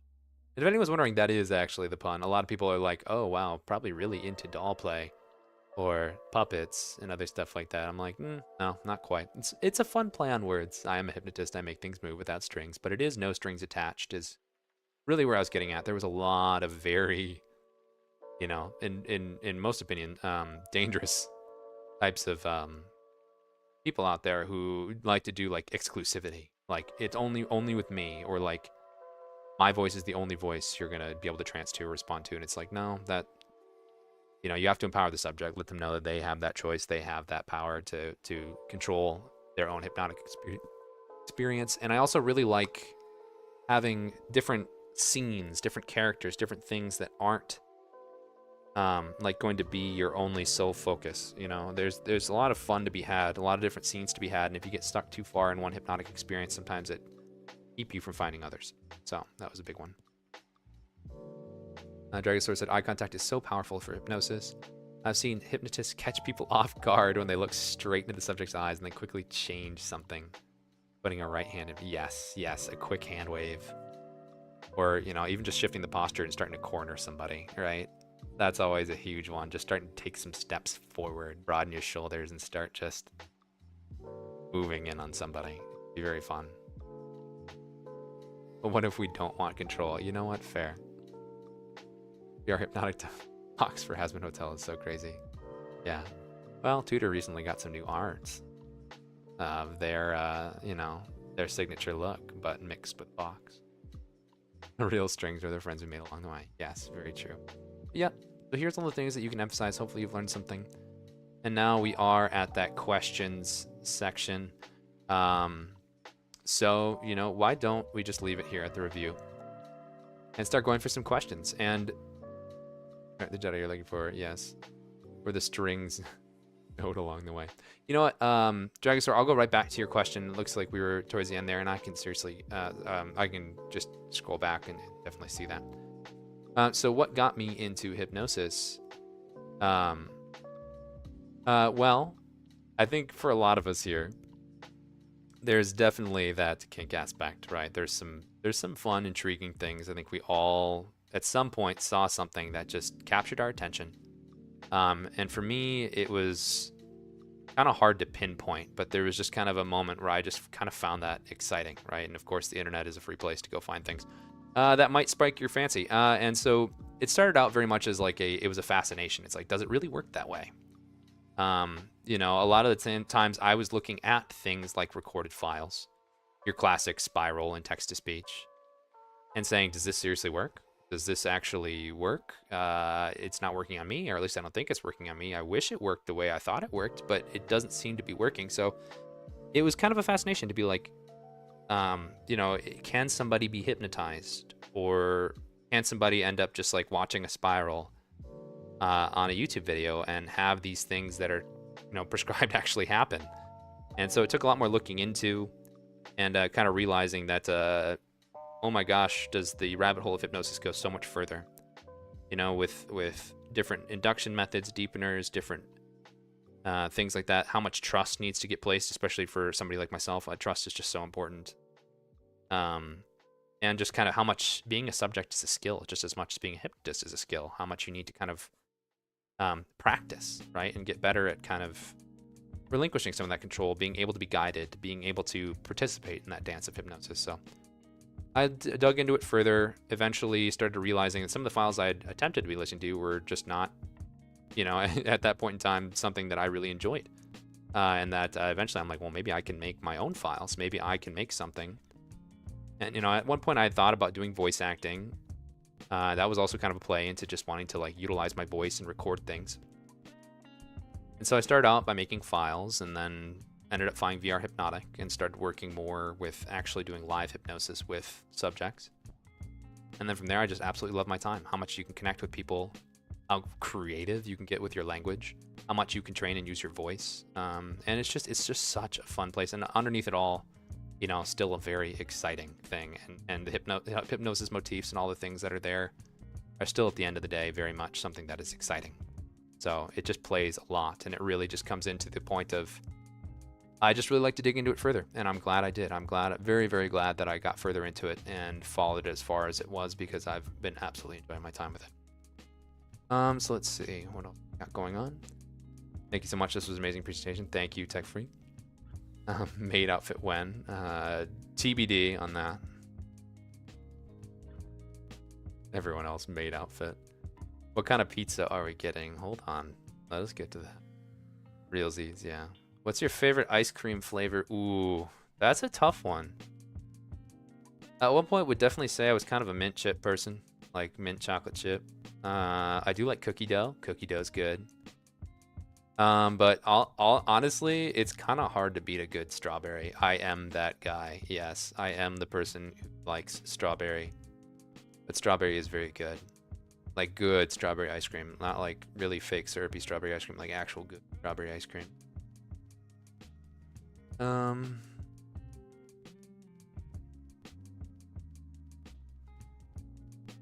What's your favorite hypnotist you've met in VR whose name starts with T and has red hair? Wow, I really wish I really wish I could slot somebody else in that. You really didn't give me the option. Well, Tutor, you know what? If you really wanted me to answer that question, you could make another super chat, of course. Holding that one hostage. I won't say it unless you pay me to say it. Which you already did. You already did. You know, I'm sure you'll go back in the VOD and relate to that a dozen times. I'll be hearing from that one. Hearing about that one for a long time yet. How can I become more susceptible to hypnosis? I want to be able to be instantly hypnotized. Kind of childish, I know, but you get the idea. Yeah, okay. So how can I become more receptive to hypnosis? How can I make hypnosis work for me better? First and foremost, hypnosis often starts out very subtle. When you are focusing on going into trance, start paying attention to the little things first. This helped me a ton. Because I was thinking that it was going to be some sort of sweeping instant change, like that instant moment where you're like, oh, wow, I am hypnotized. And it might take a while before you have that deepening by realization, before you do kind of have that realization. But it starts with tempering your expectations a little bit and focusing on the little things. When I was listening to that file, when I was working with that person, when I was doing that, right? What sort of things were changing? What sort of bodily sensations started to shift? Like for me, my proprioception, where my hands and feet are in 3D space, where I'm actually like paying attention to what my hands are touching or my feet are doing, that goes away very fast. And then for me, my head starts to feel heavy. My neck feels heavy. My shoulders kind of relax or lose tension. And then my thoughts get a little bit less scattered and a lot more focused. So look at these little changes. Focus on those. And once you've found those, start to build on those. Each time you go into trance, find that and make it happen quicker. Like focus on that and kind of let that in, right? A lot of it is relinquishing that control and kind of leaning further into it so that the next time you go in, you get better, get faster. And now you're finding those sensations quicker and they're getting more profound, they're getting deeper. And then each and every time you go in, you get better. Each and every time you practice hypnosis, you're becoming a better subject. And by the time you know it, somebody can get you into that same feeling that might have taken you a few minutes of induction into that same state within seconds. And eventually, with a word or a trigger, that can become instantaneous. So if you're having trouble even just getting that focus, try out some different inductions. Try out some different methods. Try a little bit quicker. Try something that's more engaging. Try something that's a little bit more audio focused, or try something that has more visuals. Maybe a confusion induction. Try out all different types of inductions and look for the little things that change. I promise you, it won't start out as some sweeping thing that you're going to instantly recognize. It starts out subtle, and you build that up. And as you build that up, you get better at finding those things and better at getting to that depth or getting to those. So hopefully that helps. Hopefully that'll send you kind of on the right direction. I got to run a little bit. We'll see you in Tutor at Charmed. Yes, we'll see you there. Also, keep an eye out for Uncon on Sunday. Yep, there might be a VR related thing that. Oh, okay. Yeah, there might be a VR thing that you do at Uncon, which is Saturday after the con ends, or like right before the con ends. There's just some like unscheduled classes, so we'll be looking for that. So thank you, Tech Freak. Thanks for the shout out on that. Skibbity induction video. No. I will do some. I can maybe do some brain rot or some April Fool's stuff with like, you know, the worst hypnophile ever conceived. I refuse to do Skibbity. I'm sorry. You might be able to find somebody. I mean, heck, I'd probably even take like, you know, like Smash Mouth lyrics as an induction. You know, I would rather do like joke inductions from song lyrics than try to tackle Skibbity. I've got ADHD, even though I take, okay, yeah, you take things, unprescribed medication for it. I don't think I've ever had a love of an interest quite like this before. It's the best. Yes, it's very fun. It's very fascinating. Not only the mechanics, the psychology, the human connection, but also just the fact that it does have that special, unique way of making our imaginations run about all the different possibilities. And certainly the ideal of what it would be like to have it work exactly like it does in the, you know, as it does in media or cartoons. Like, it is fun. And you can get to that point. You definitely can. It does take practice. But do you have any advice for people that get into hypnosis as Summer Dom that are scared of hypnosis? Yes, of course. So being scared or having fear of hypnosis usually comes because there's some unknowns. Right, there's some things that aren't understood. Oftentimes, it's kind of a lack of education, right? People might think that hypnosis is mind control, or that things are going to happen outside of your awareness or control, or that things are going to happen to you that you'd rather not, or you're going to feel like you're going to get trapped in hypnosis. When in reality, a lot of these things simply aren't true. Looking up a lot of the misconceptions and clearing up those misconceptions eliminates that fear. That fear's gone. That blocker to enter trance is also gone. Fear is one of the biggest blockers to trances, so you really want to look at kind of just clearing up those things, that you do have agency as a subject. There is that fundamental agreement, right, before you engage. You definitely want to have a talk with somebody about what's going to happen during the trance and how it's going to happen. That there aren't any surprises, so there's no unknowns, there's nothing to be scared about. Knowing that you can return from trance at any moment, that you certainly won't get stuck. You know, people think that that's a thing, but your body will naturally wake up. Now, even if it does come down to you're so relaxed that you fall asleep, you know, once you're asleep, you're no longer in trance. You know, so there's a lot of these things that you just need to clear up and make sure that you're clear on. And building trust with somebody before you decide to go into a session is also big, so that you just know that there's not going to be any unknowns or any unexpected things that happen. So yeah, definitely clear up that fear. Look up some of those misconceptions.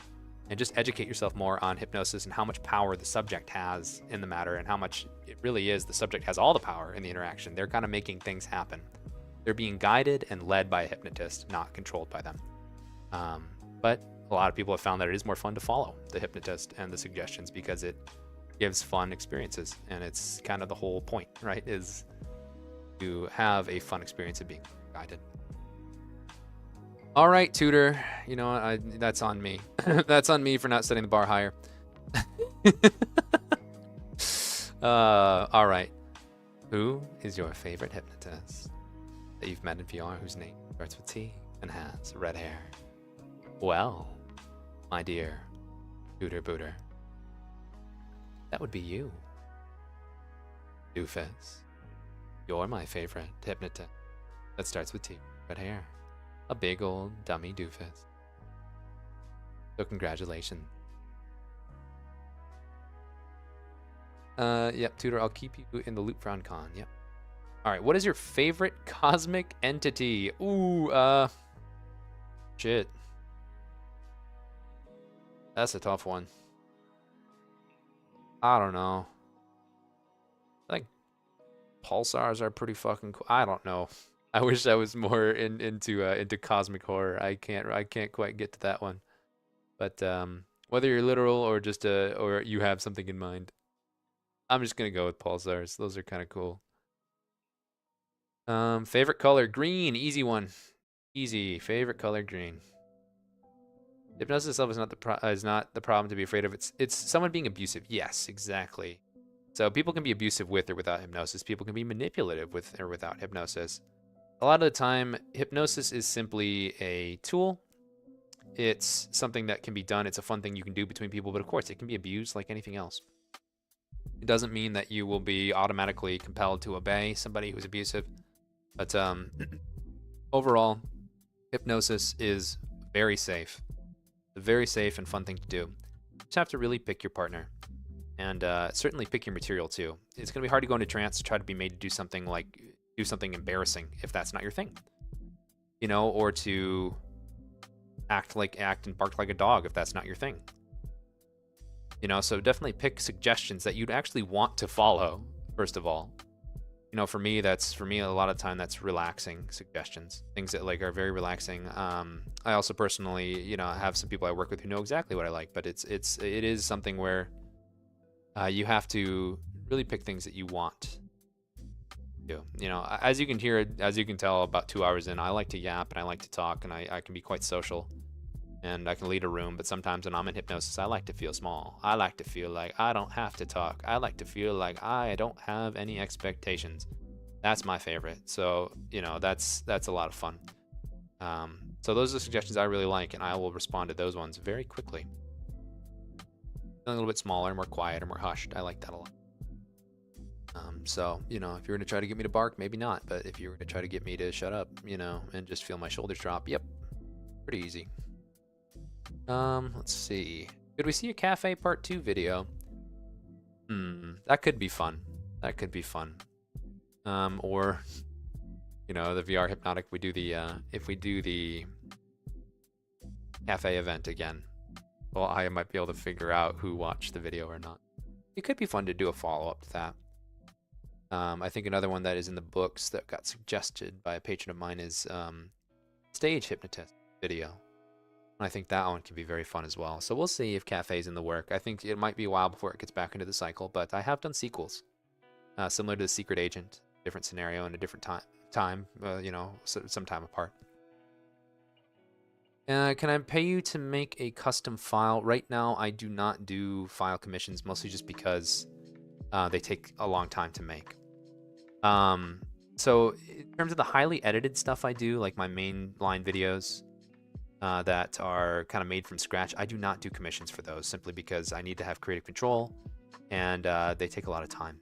But if you wanted to do maybe a custom audio, or I've even done a like custom video recording in VR as a commission, and you can do those through my Ko-Fi.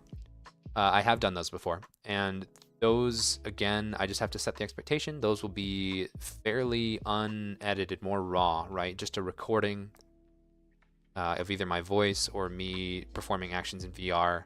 And it will be very much akin to like a one-take, low edited, and just kind of packaged up and sent. But I can do that. So we can talk about that later. You can contact me either. No shy, you know where to find me. I lost a tutor in chat ranks, yeah. Tutor, yeah, you're trying to predict favorite color. Yeah, I think I told you recent color. Oh, my chat is really okay. How did you hypnotize him into saying? Oh, yeah, okay. Scary, but at the same time, very interesting. Like understanding what happens. I can get our brain to act like that. So yeah, it's very cool. It's very fun, and it really is absorption in the words and the suggestions, and just kind of really leaning into that. Oh wow, my chat just went out. Are we losing it altogether? Hopefully not. Can you guys still hear me in chat?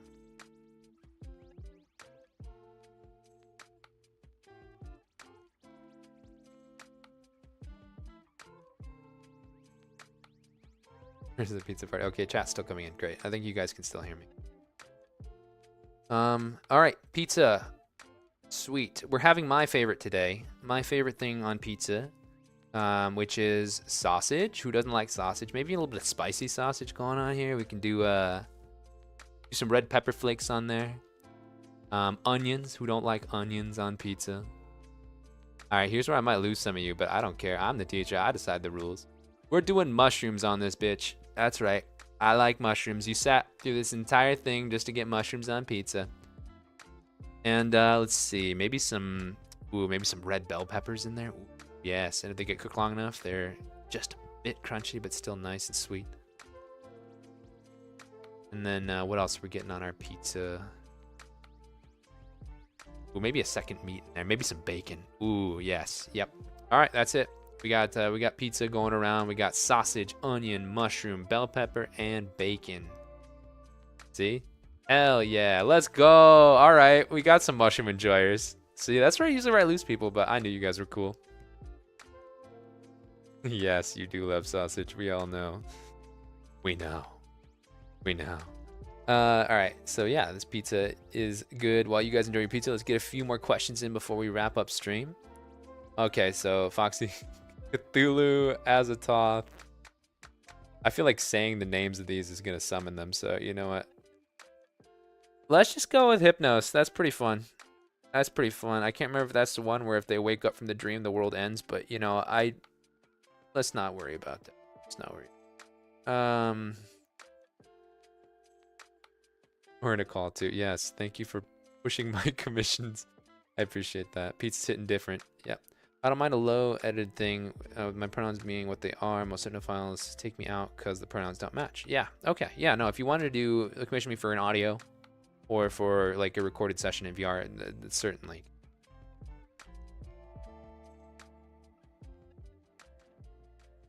Let's see. Oh, your thing got delayed. Yeah, you got me for a little bit longer. Well, we won't be going too much longer here. Sobs and no pepperoni. Okay. I got beef with pepperoni. I'm sorry, Skiski. Pepperoni is trash tier toppings. Okay, not trash tier, but like in terms of meat you can get on a pizza, pepperoni for me is so low. I know I'm gonna get crucified for this, but it is so low down there. It is greasy as hell. Some people like it, some people don't, but it is already like just super greasy.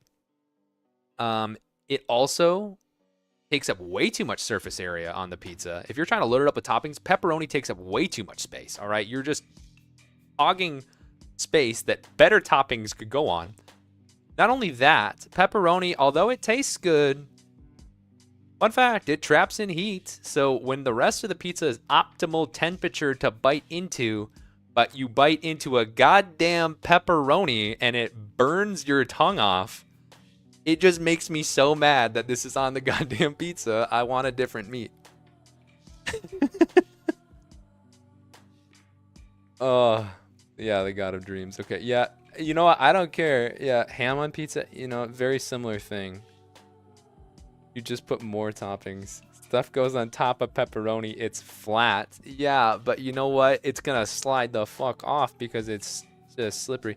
Pineapple on pizza? Yeah, you know what? I don't mind pineapple on pizza. It's as long as it's good pineapple and it's like that little bit of sweetness. I just don't think you can have huge chunks of pineapple. It needs to be smaller pieces. And then it's okay. French fries on pizza? You know what? I dig it. I can fuck with that. Thoughts on gum? I also love when thoughts go pop. Yeah, bubbles, popping, all that sort of thing. Yeah. No, that's always a really fun suggestion. Gum really goes with the bimbo aesthetic. You know, I think a lot of the time you'll see them chewing gum. It's very much like an airheaded thing to do. Just like make bubbles and pop it loud. Why is your pizza slippery? Because it's got too many goddamn greasy pepperonis on it. You need more cheese to stick it together. You know what? Fair. But that still, it still stands. That pepperoni's trapped a little heat bubble underneath. I don't want to burn my tongue when the rest of it's optimal. Another pizza on top of the other one. You know, now that's the philosophical question. Is that pizza now a pizza or is it a topping on the other pizza? Strings doesn't know good pizza. Oh, can it, Shy? I know perfectly good pizza. Uncle and I used to make, my uncle used to make homemade dough and toppings, and I would load that boy up, dock the dough, get that oil on there, get some sauce, but not too much. Start from the center and spread it out towards the edges, curl the edges ever so slightly just to keep it all contained, and then load that stuff up with better toppings than pepperoni.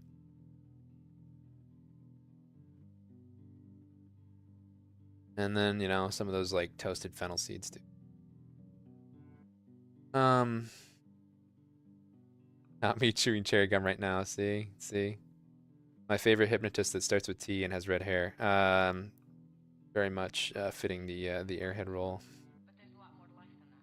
Night pizza the incorrect way. I will say it. If you're yeah, okay. Yeah. Can't wait to be up in Charn. Let's go. I keep like a burr.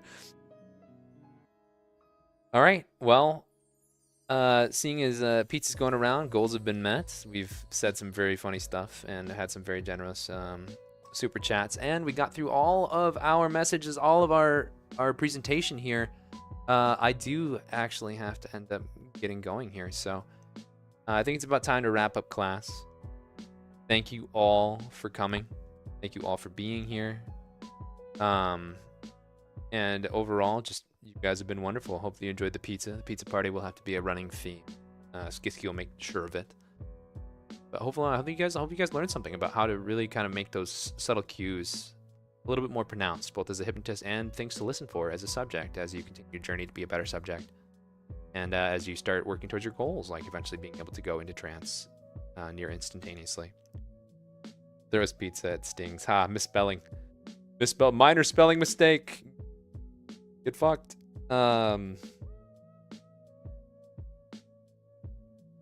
What is the, explain more about VR Hypnotic? VR Hypnotic is a Discord and VR chat group that you can join for free workshops, hangouts, and information about hypnosis, as well as just a fun community to interact with. So go ahead and join VR Hypnotic. It's a very nice. No, stay. No, I do have to get up going. I do have to get going. I do have some evening plans. In the group already. Yes, some of us sitting in the group event while watching this. Oh, it's like a watch party. That's fun. I call you stings all the time. Yes. Well, I'm not listening. Your metaphorical pizza went right over my head. I want to join. You may join. Certainly. It's open to everybody. And you do access most of the content there by age verifying. So although it is open to everybody, much of the events and content of the channel and the group are age verified. So definitely would recommend doing that. No stings when strings get sadistic. Even your own nickname can't get the stat. By the way, he's fucking with you. Yeah, this man. Yeah, even done it. Yeah, I know, but you know, Dragosaur hasn't joined yet. They might be curious. Is there a link? I might have to link that at some point somewhere, but you should be able to find it on Discord. Look up VR Hypnotic, and you should be able to get to it. But all right, with that class, finishing up pizza, everything else, I think at this point I'm gonna have to say goodbye. That's about 2 hours, a little over 2 hours. A fun little lesson of that class that I spent prepping, and I'm glad I get to give it to you. Glad we got to do the live stream. But there'll be plenty of other fun classes if you're going to be at Charmed. Other than that, I might see you around at VR Hypnotic. Thanks for joining in, and we'll check you guys next time. All right. Bye, everybody.